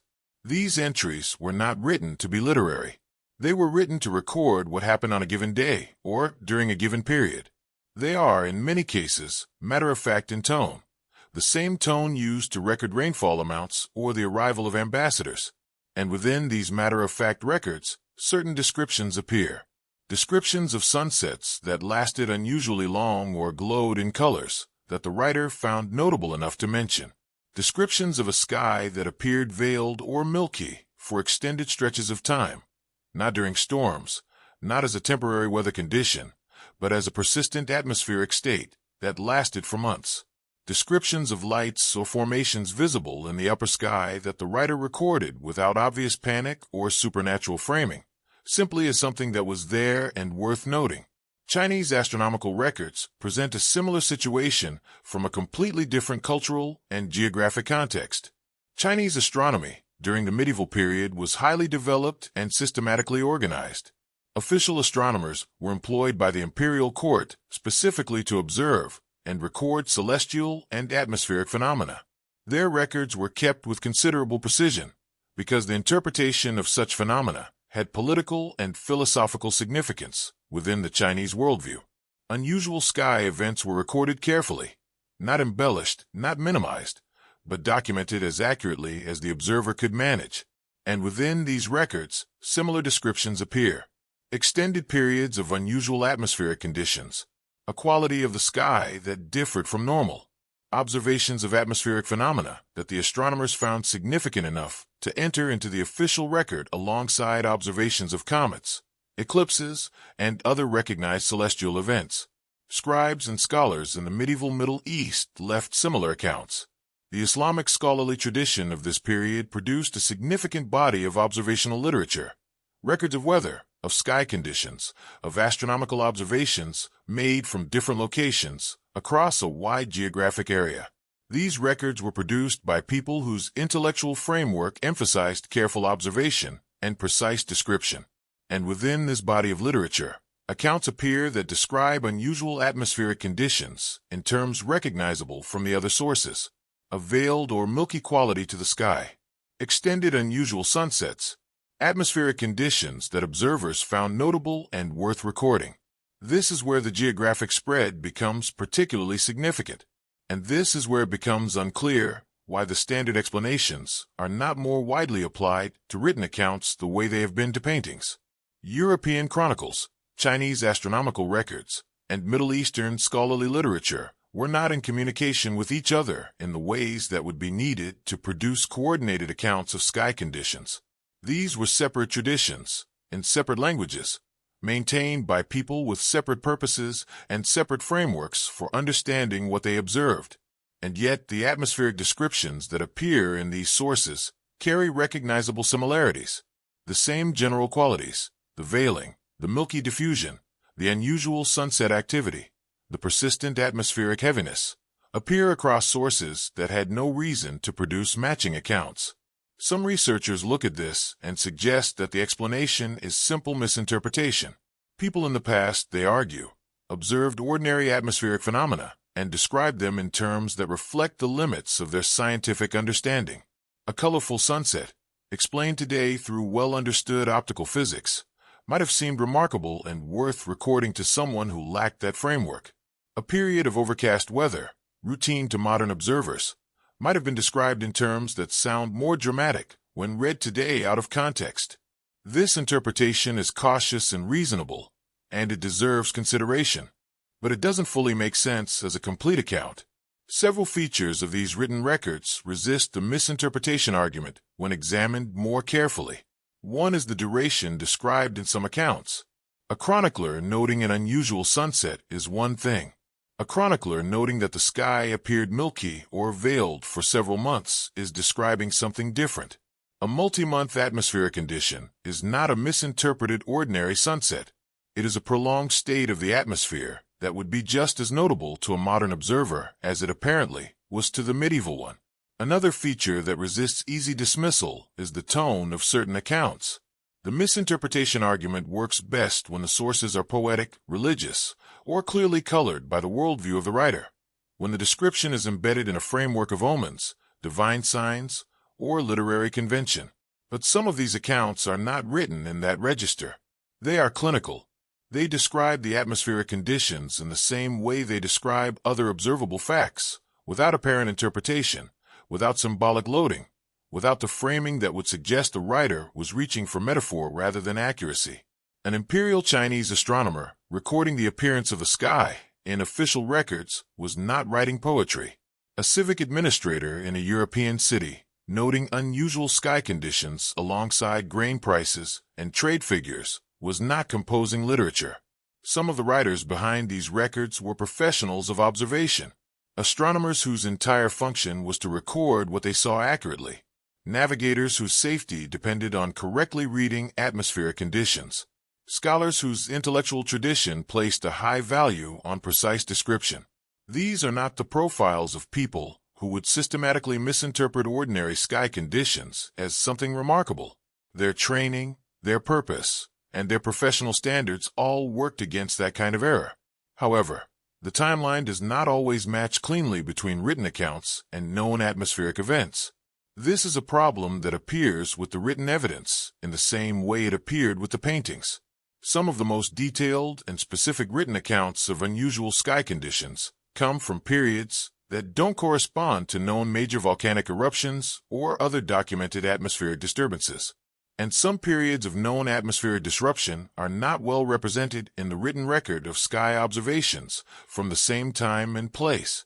The mismatch is not total. There are cases where written accounts and atmospheric events align, but the alignment is incomplete, and that incompleteness leaves the same explanatory gap that the painting evidence left. This raises a broader problem. Two separate categories of historical evidence, visual and written, are now pointing in the same direction. Both the paintings and the written records suggest that the sky, at certain moments during these centuries, looked and behaved in ways that are not fully accounted for by the standard available explanations. The evidence comes from different sources, produced by different people for different purposes, across different cultural traditions that had no systematic contact with each other, and it describes similar conditions. That convergence is significant. When two independent lines of evidence, both incomplete and both imperfect in their own ways, point toward the same underlying pattern, the pattern becomes harder to attribute to coincidence or systematic misinterpretation. The paintings could be explained as convention. The written accounts, taken alone, could be explained as misinterpretation. But the two together, showing similar features across unconnected sources, create a situation where both dismissals need to be applied simultaneously to produce a complete alternative account. And the more explanatory moves that are required, the less satisfying the alternative account becomes. What neither the paintings nor the written records can do is provide a precise description of what was actually happening in the atmosphere. They can show that something was observed. They can show that the observation was notable enough to record. They can show that similar observations were made independently across different parts of the world during overlapping historical periods. But they cannot tell us the specific atmospheric mechanism that produced what was being seen. They cannot give us measurements, chemical compositions, or the kind of data that modern atmospheric science would need to identify a cause with certainty. That gap between the pattern of observation and the identification of its cause is where the question remains stuck. The evidence exists in two forms, from multiple independent sources. It is imperfect evidence, and its limitations have to be acknowledged. But imperfect evidence, pointing consistently in the same direction from multiple independent sources, is not nothing. It is the beginning of a case that has not yet found its explanation. If the sky looked noticeably different at certain historical moments, and both the painted and written records suggest that it did, then something was happening in the atmosphere above the world where these people lived. Something that painters recorded in their landscapes and that chroniclers and astronomers recorded in their documents. What that something was, where it came from, and why it is no longer visible in the sky today, those questions have not been answered. They remain open, and the historical record, in both its visual and written forms, continues to hold them without resolution. When an investigation reaches the point where the standard explanations have been tested and found incomplete, the natural next step is to look at what other interpretations exist, not to accept any of them uncritically, but to lay them out carefully and examine what each one offers, what evidence it draws on, and where its own limits appear. This investigation has reached that point. The volcanic explanation has been examined and found to account for some of the evidence, but not all of it. The artistic invention argument has been considered and found insufficient for the cross-cultural pattern. The written records have been added to the picture and found to point in the same direction as the paintings. The question now is, what else has been proposed, and how well does it hold up? Several alternative interpretations have been put forward by researchers working in different fields: atmospheric science, art history, astronomy, and related disciplines. None of these interpretations has been conclusively confirmed. None has been conclusively dismissed either. They exist as serious proposals, each supported by some evidence, each facing its own unresolved difficulties. Understanding them does not close the question, but it does clarify the full range of possibilities that the evidence currently allows. The first interpretation worth examining involves not volcanic activity, but cosmic sources of atmospheric particulate matter. This is a view held by a relatively small group of researchers, and it is worth being clear about that. It is not a mainstream position within atmospheric science, but it is a position based on observable data, not speculation alone, and it deserves to be understood on its own terms. The Earth moves through space, and space is not empty. The solar system contains significant quantities of dust, debris, and particulate matter, material left over from the formation of planets, from the breakup of asteroids, and from the passage of comets. When the Earth passes through regions of higher particle density, during certain meteor shower events, or during periods when cometary debris is more concentrated along Earth's orbital path. Some of this material enters the upper atmosphere. Under normal circumstances, the quantities involved are small enough that their effect on the visual quality of the sky is minimal. But some researchers have proposed that during certain historical periods, the Earth may have passed through regions of significantly higher cosmic particulate density than it typically encounters today.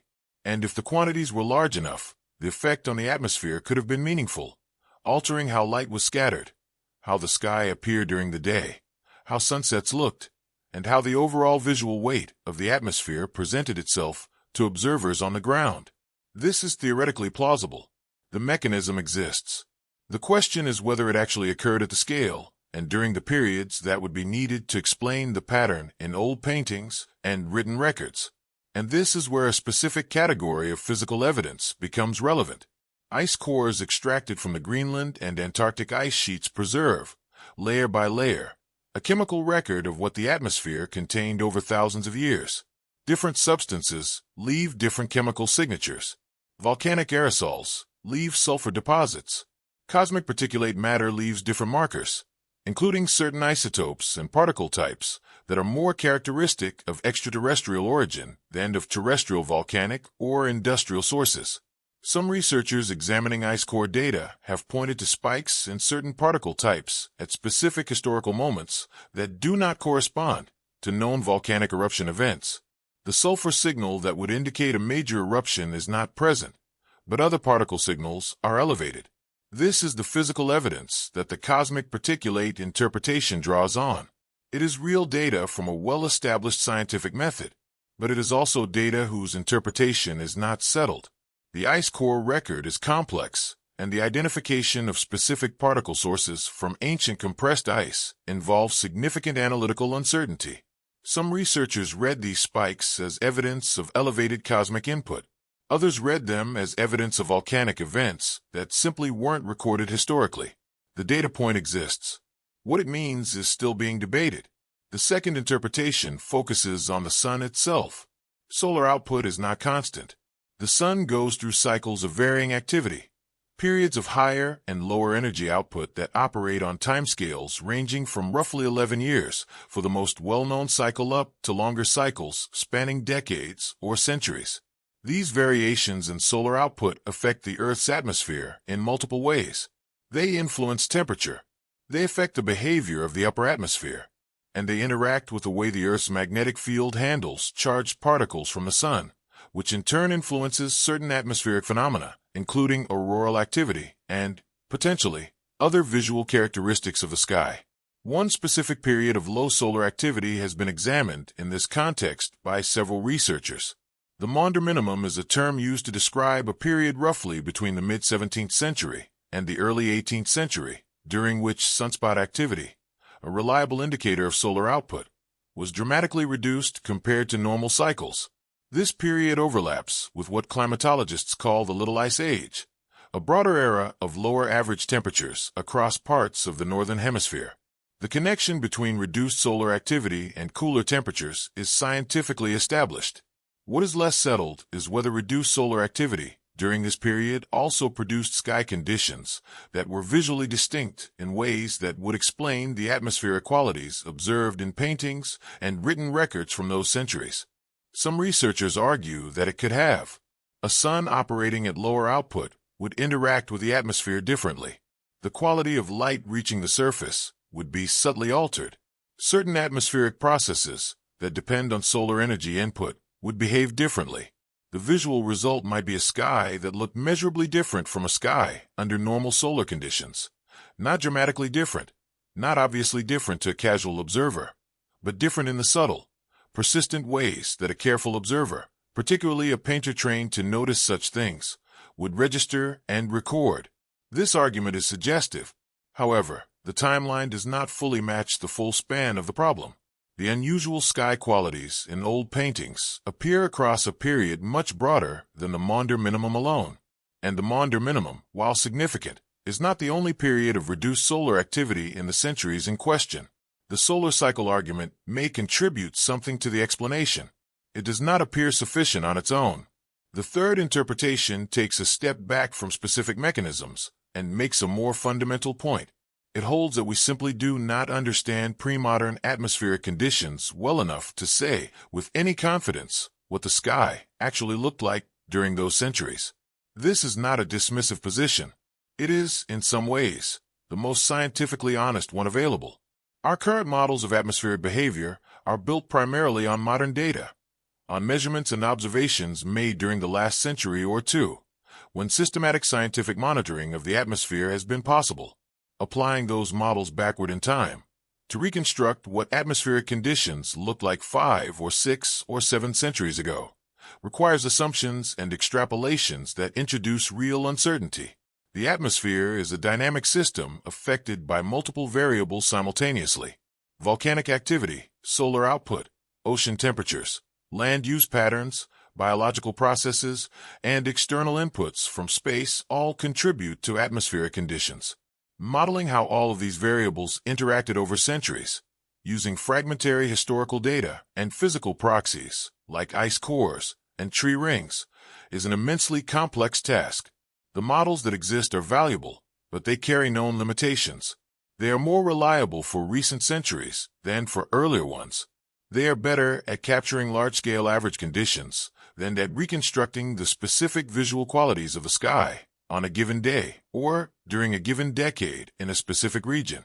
And this is where the explanation becomes difficult, because the question being asked, what did the sky look like during these periods, is precisely the kind of fine-grained, visually specific question that existing atmospheric models are least equipped to answer with confidence. This cautious interpretation does not tell us what was happening in the atmosphere, but it does tell us something important. The absence of a confirmed scientific explanation does not mean the atmospheric conditions were normal. It may simply mean that our tools for reconstructing those conditions are not yet precise enough to detect what was different.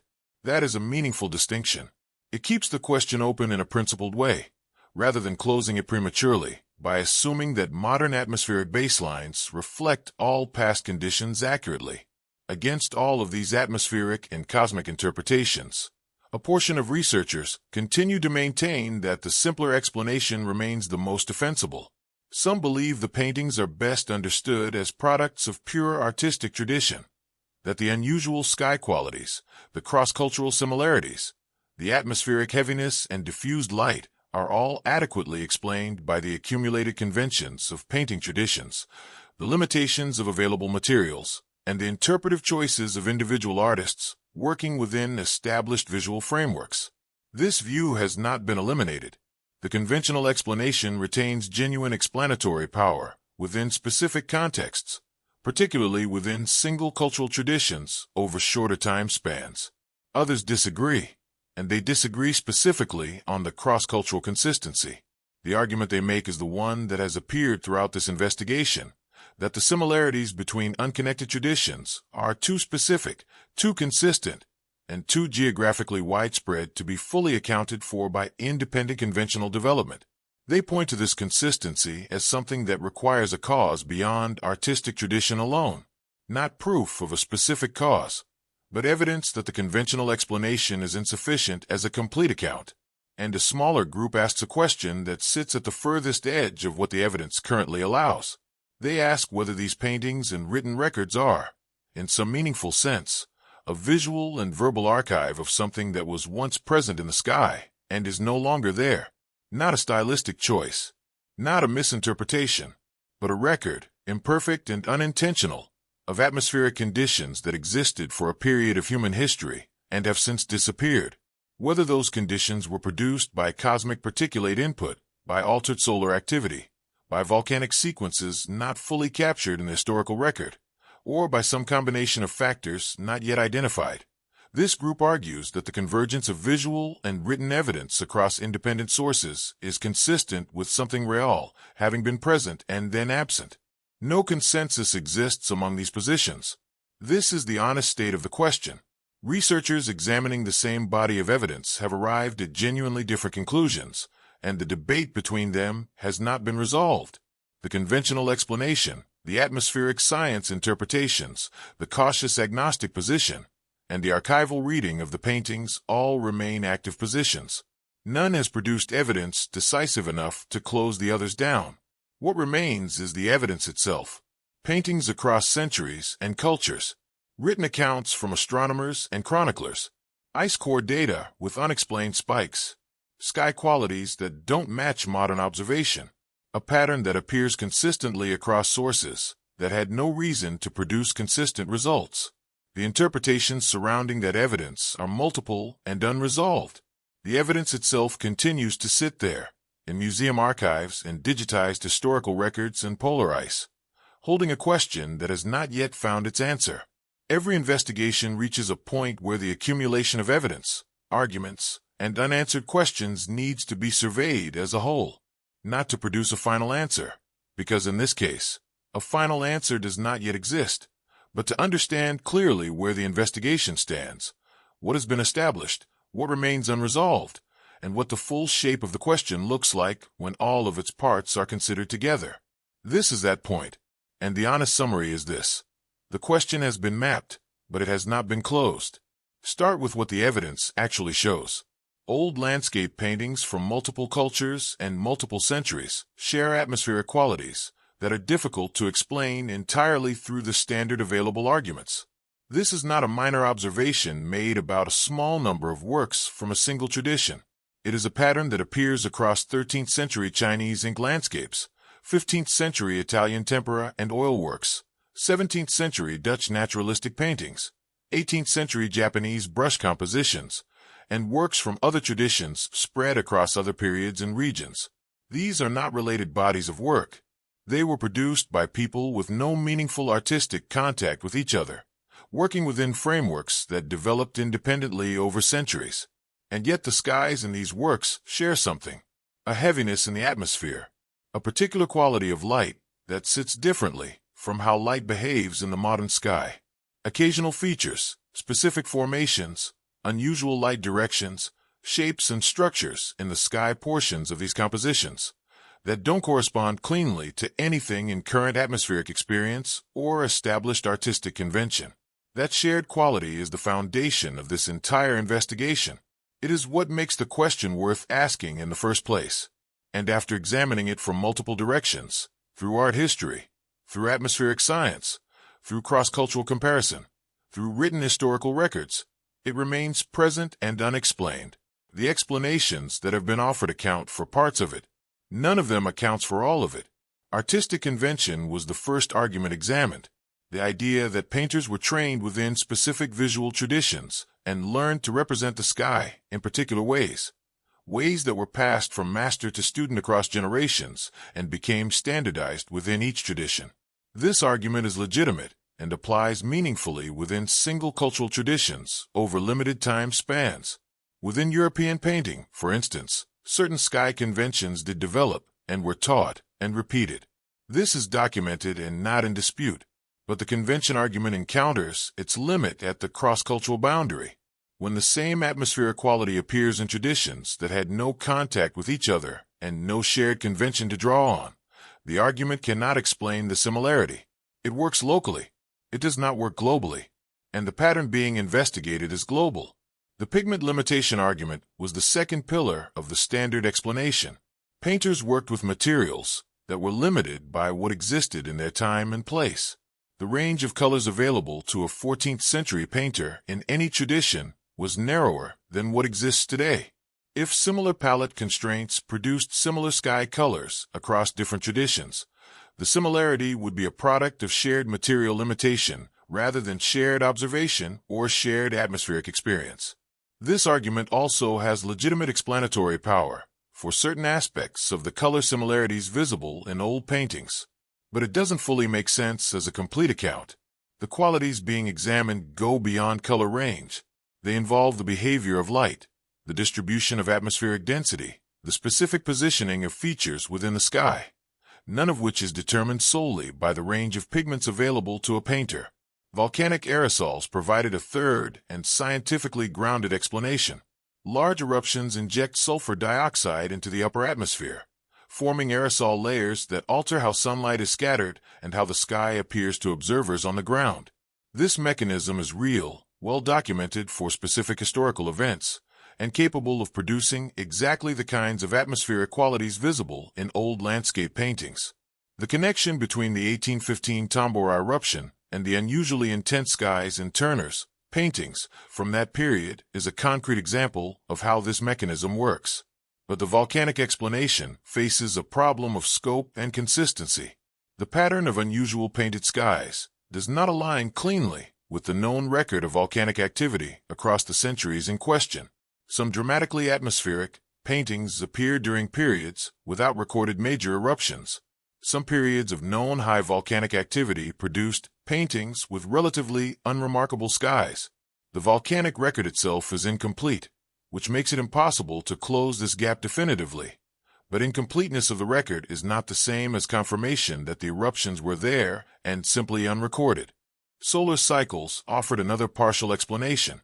The Maunder minimum and other periods of reduced solar activity may have created atmospheric conditions that differed visually from the modern sky.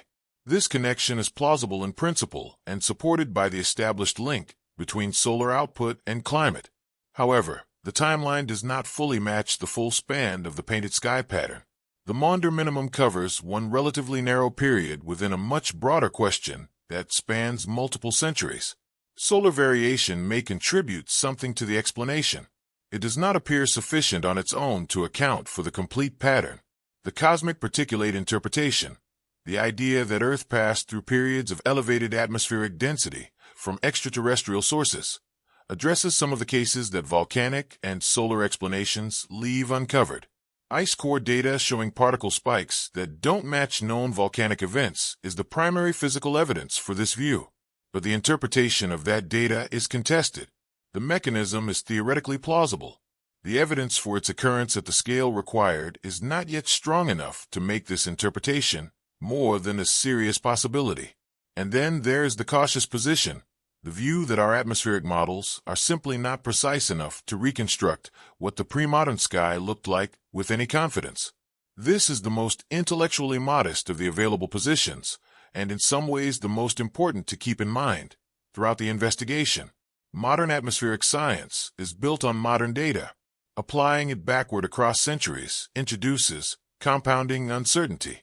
The absence of a confirmed atmospheric explanation for what appears in old paintings does not mean the atmosphere was normal. It may mean that our tools for detecting what was different are not yet adequate to the task. That possibility cannot be set aside. Written records from medieval and early modern periods added a second category of evidence to the picture. Chroniclers in Europe, astronomers in China, and scholars in the Middle East left accounts of sky conditions that sound unusual by modern standards. Extended periods of milky or veiled sky, unusual sunset activity lasting for months, atmospheric phenomena noted by professional observers, people whose role was precise observation, in a tone that was often matter-of-fact rather than alarmed or poetic. These accounts were produced independently, across cultures and languages that had no systematic contact with each other during the relevant periods, and they describe conditions recognizable from the visual evidence in the paintings. This convergence between two independent categories of evidence, visual and written, is significant. It makes the purely artistic explanation harder to sustain as the only account, and it raises the broader question more sharply. If two different types of historical record, from unconnected sources, describe similar unusual sky conditions across overlapping periods, what was actually present in the atmosphere during those centuries? That question has not been answered, and this is where it becomes unclear whether it will be answered through the tools currently available to researchers.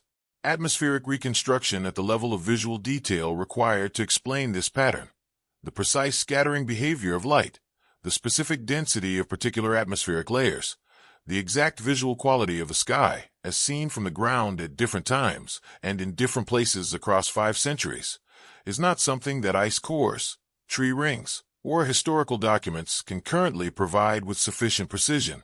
The data that would be needed to definitively test whether the sky looked as these paintings and records suggest does not yet exist in a form that would settle the question. This leaves the investigation in a specific and honest position. The pattern is real. The standard explanations are incomplete. The alternative interpretations each offer something without offering everything. and the tools available for testing these alternatives have real limits that have not yet been overcome. But this is not the same as saying the question is unanswerable in principle. It is saying that it has not yet been answered with current methods and current data. That is a meaningful distinction. Atmospheric science continues to develop. Ice core analysis is becoming more precise. Computational modeling of historical atmospheric conditions is improving. The body of digitized historical art available for systematic cross-cultural comparison is expanding. It is possible that future research will bring some of these threads together in a way that current research cannot. What the investigation has done is establish the shape of the question more clearly than it existed before. It has shown that the pattern of unusual sky qualities in old paintings is real and cross-cultural. It has shown that the standard explanations are insufficient to account for all of it. It has shown that written historical records independently point in the same direction as the visual evidence. It has shown that multiple alternative interpretations exist, each with partial support and unresolved difficulties. And it has shown that the atmospheric record for the relevant periods is incomplete in ways that prevent a definitive conclusion from either direction. What were these painters looking at? This question, which opened the investigation, remains open. Were they recording a sky that was genuinely different from the one we see today? Heavier, more diffused, carrying features that no longer appear? Were the atmospheric conditions of those centuries unusual enough and consistent enough over time to leave a visual signature across centuries of human art produced by people who were not trying to document the sky and did not know they were leaving a record that future researchers would find puzzling? Or is the pattern itself, in some meaningful part, a product of interpretation, a similarity that careful analysis reveals to be real, but that has a simpler, more local, more conventional explanation that the full weight of evidence has not yet assembled into a coherent account? The paintings do not answer this. They show what they show. The same sky, the same quality of light, the same atmospheric weight, sitting above landscapes of hills and rivers and fields and works separated by centuries and oceans and everything that divides one human culture from another. The question those skies contain is still there, unchanged, in every canvas and every scroll and every document that holds a piece of this evidence. And it remains, at the end of this investigation as at the beginning, genuinely and carefully unresolved. This is where the investigation arrives, not at a conclusion, not at a point where the question has been answered and the evidence has been organized into a clean, final explanation, but at a point where it is possible to look back across everything that has been examined and understand the shape of the problem more clearly than at the beginning. The question has been mapped, even if it has not been resolved. And mapping a question, understanding its edges, its gaps, its unresolved portions, is a meaningful step, even when the answer itself remains out of reach. So here is where the question stands.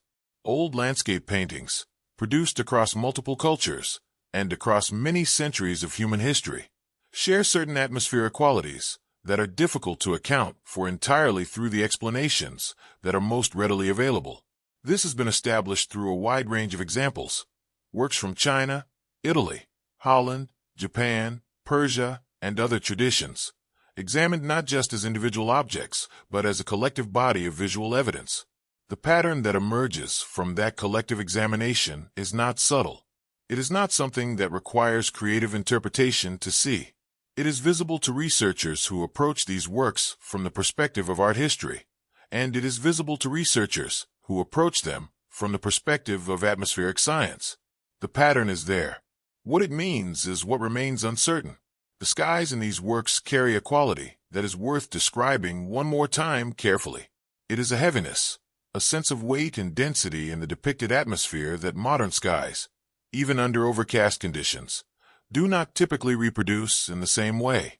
It is a particular behavior of light, diffused, softened, distributed across the sky in a way that doesn't always follow the logic of a single clear light source operating under normal atmospheric conditions. And it is, in some cases, the presence of specific features, formations, shapes, light directions, that painters included with apparent intentionality, but without the kind of symbolic or narrative framing that would explain their presence as artistic invention. These qualities appear across traditions that had no contact with each other. They appear across time periods separated by centuries, and they appear consistently enough that the word consistent, when applied to them, functions not as a reassurance, but as a problem requiring explanation. Some of what has been observed can be partially explained by the mechanisms that have been examined throughout this investigation. Volcanic aerosols are real. The process by which large eruptions inject sulfur dioxide into the upper atmosphere, forming particulate layers that scatter light and alter the visual quality of the sky, is well documented and scientifically established. There are specific historical periods where elevated volcanic activity corresponds to unusual atmospheric sky qualities in paintings from those same periods. The connection is not imaginary. The Tambora eruption and the skies that appeared in Turner's work around that time are concrete, traceable example of how this mechanism operates. Volcanic activity contributes something real to the explanation. It accounts for some portion of the pattern. Solar cycles contribute something as well. The evidence connecting the Maunder minimum to altered atmospheric and climatic conditions during the late 17th and early 18th centuries is part of the scientific record. Whether reduced solar activity during that period produced sky conditions distinctive enough to leave a visual signature in paintings remains uncertain, but the possibility is grounded in real atmospheric physics. Solar variation is a legitimate variable in any attempt to model past atmospheric conditions. It belongs in the picture, even if its specific contribution to the sky qualities in old paintings has not been precisely determined. The incompleteness of the historical atmospheric record is also real. The further back in time the investigation reaches, the less complete the physical and documentary evidence for atmospheric conditions becomes. There are almost certainly volcanic eruption events from the 13th, 14th, and 15th centuries that went unrecorded, and that do not appear in the historical record in ways that can be matched to specific paintings or specific written accounts. The gaps in the record are genuine, and they mean that some of the unexplained atmospheric sky qualities in paintings from those periods might eventually find explanations if the record were more complete. This is a legitimate possibility. It cannot be dismissed, even though it cannot currently be demonstrated. But here is the problem. None of these explanations, individually or taken together, accounts for the full pattern. Volcanic aerosols explain some of the temporal clustering of unusual painted skies. They do not explain the cross-cultural consistency, the fact that the same atmospheric qualities appear in traditions with no connection to the eruption events that might have affected European painting at specific moments. Solar cycle variations offer a contributing mechanism. They do not account for the full span of the pattern, which extends across centuries, that cannot all be mapped onto known periods of unusual solar activity.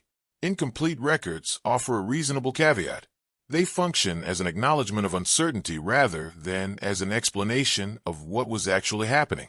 And the written records, the medieval chronicles, the Chinese astronomical documents, the Middle Eastern scholarly accounts, add a layer that the explanations above were not primarily designed to address. Those explanations were developed around the visual evidence in paintings.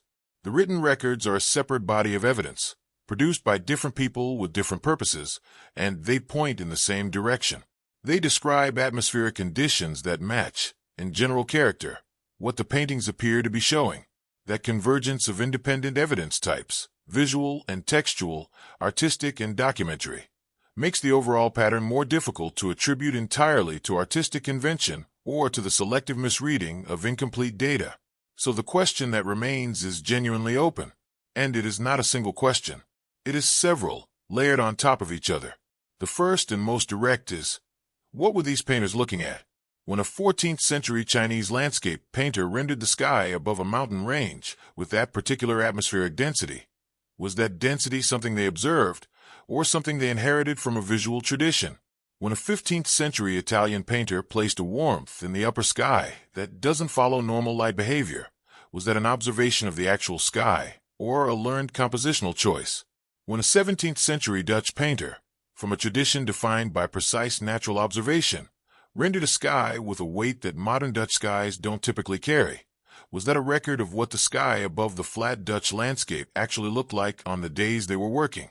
These questions cannot be answered with certainty for any individual painting, but the pattern across all of them pushes toward a single underlying question. Were these painters, independently and across cultures, observing a sky that was genuinely different from the one that exists today? The second question follows from the first. If the answer is yes, if the sky during these centuries was genuinely, measurably different in ways that these painters recorded, then what was producing that difference? The available mechanisms have been examined. Volcanic aerosols, solar variation, cosmic particulate input, and the general incompleteness of our atmospheric models for historical periods all belong to the answer in some proportion. But no single mechanism, and no combination of mechanisms yet proposed, produces an explanation that accounts cleanly for the full geographic spread, the full temporal span, and the full specificity of what the paintings and written records appear to show. Something in the explanation is still missing. Whether that missing element is a better understanding of known mechanisms, or an additional mechanism not yet seriously considered, or simply a more complete historical record that would allow known mechanisms to be matched more precisely to specific examples, that is not currently clear. The third question is the most uncertain of all, and it sits at the edge of what the evidence can responsibly support. Is the pattern itself real? Or is it something that researchers are projecting onto a body of evidence that, on closer examination, would yield to simpler explanations not yet fully assembled? This is the skeptical question, and it deserves to be held alongside the others. Human pattern recognition is powerful and sometimes unreliable. It finds structure in data that may be more random than it appears. It connects examples across cultures and centuries that may be genuinely independent and genuinely different in ways that a sufficiently careful analysis would reveal. The possibility that the cross-cultural consistency is less consistent than it appears when examined at high resolution rather than in overview is a real possibility. Some researchers hold this view. They believe the pattern dissolves under sufficiently close scrutiny into a collection of individual cases, each with its own individual explanation, and that the appearance of a unified cross-cultural phenomenon is an artifact of how the comparison has been made rather than a feature of the evidence itself. But this is where it becomes unclear whether skepticism of the pattern is itself fully justified. The researchers who have examined these works most carefully, who have spent significant time with the paintings, and with the written records, and with the physical data from ice cores and historical atmospheric proxies, are not uniformly convinced that the pattern dissolves on close examination. Some of them are more convinced by it after close examination than before. That is not proof, but it is a fact about the state of the investigation that deserves to be noted alongside the skeptical position. What the investigation has produced, across all of these chapters and all of these lines of evidence, is a question that is better understood than it was at the beginning, but not yet answered. The edges of the problem are clearer. The available explanations have been tested and found partially adequate. The evidence from multiple independent sources has been laid out and found to point in the same direction without fully converging on a single explanation. The alternative interpretations have been examined and found genuinely open, not confirmed, not dismissed. That detail sounds minor at first, that the question is simply open, until it is examined more closely, because the evidence behind this open question is not thin. It is spread across centuries of human visual and documentary record, across multiple cultures and independent traditions, across physical data preserved in polar ice, and across pages of medieval chronicles that were not written to answer questions about sky conditions, but that answer them anyway, in passing, in the matter-of-fact way that careful observers record what they see. The paintings remain on their walls. The written records remain in their archives. The ice cores remain in their freezers, holding chemical evidence that has not yet been fully interpreted. And the sky that exists today, above every place where these works were made, continues to look different from the sky that these painters and chroniclers seem to have observed. Not different in a way that is immediately obvious. Not different in a way that most people walking outside on an ordinary day would notice or think to question, but different in a way that becomes visible when you look carefully at an old landscape painting. Let your attention move upward toward the upper portion of the canvas, and spend a little more time with the sky than you normally would. That same unfamiliar quality is still there. The same heaviness, the same light that doesn't quite match what is outside the window, sitting in the background of a painting whose subject was something else entirely, recorded without comment by someone who was simply painting what they saw, and leaving behind a question that, for now, remains exactly where the investigation found it, open, unresolved, and still waiting for an explanation that fully accounts for all of it.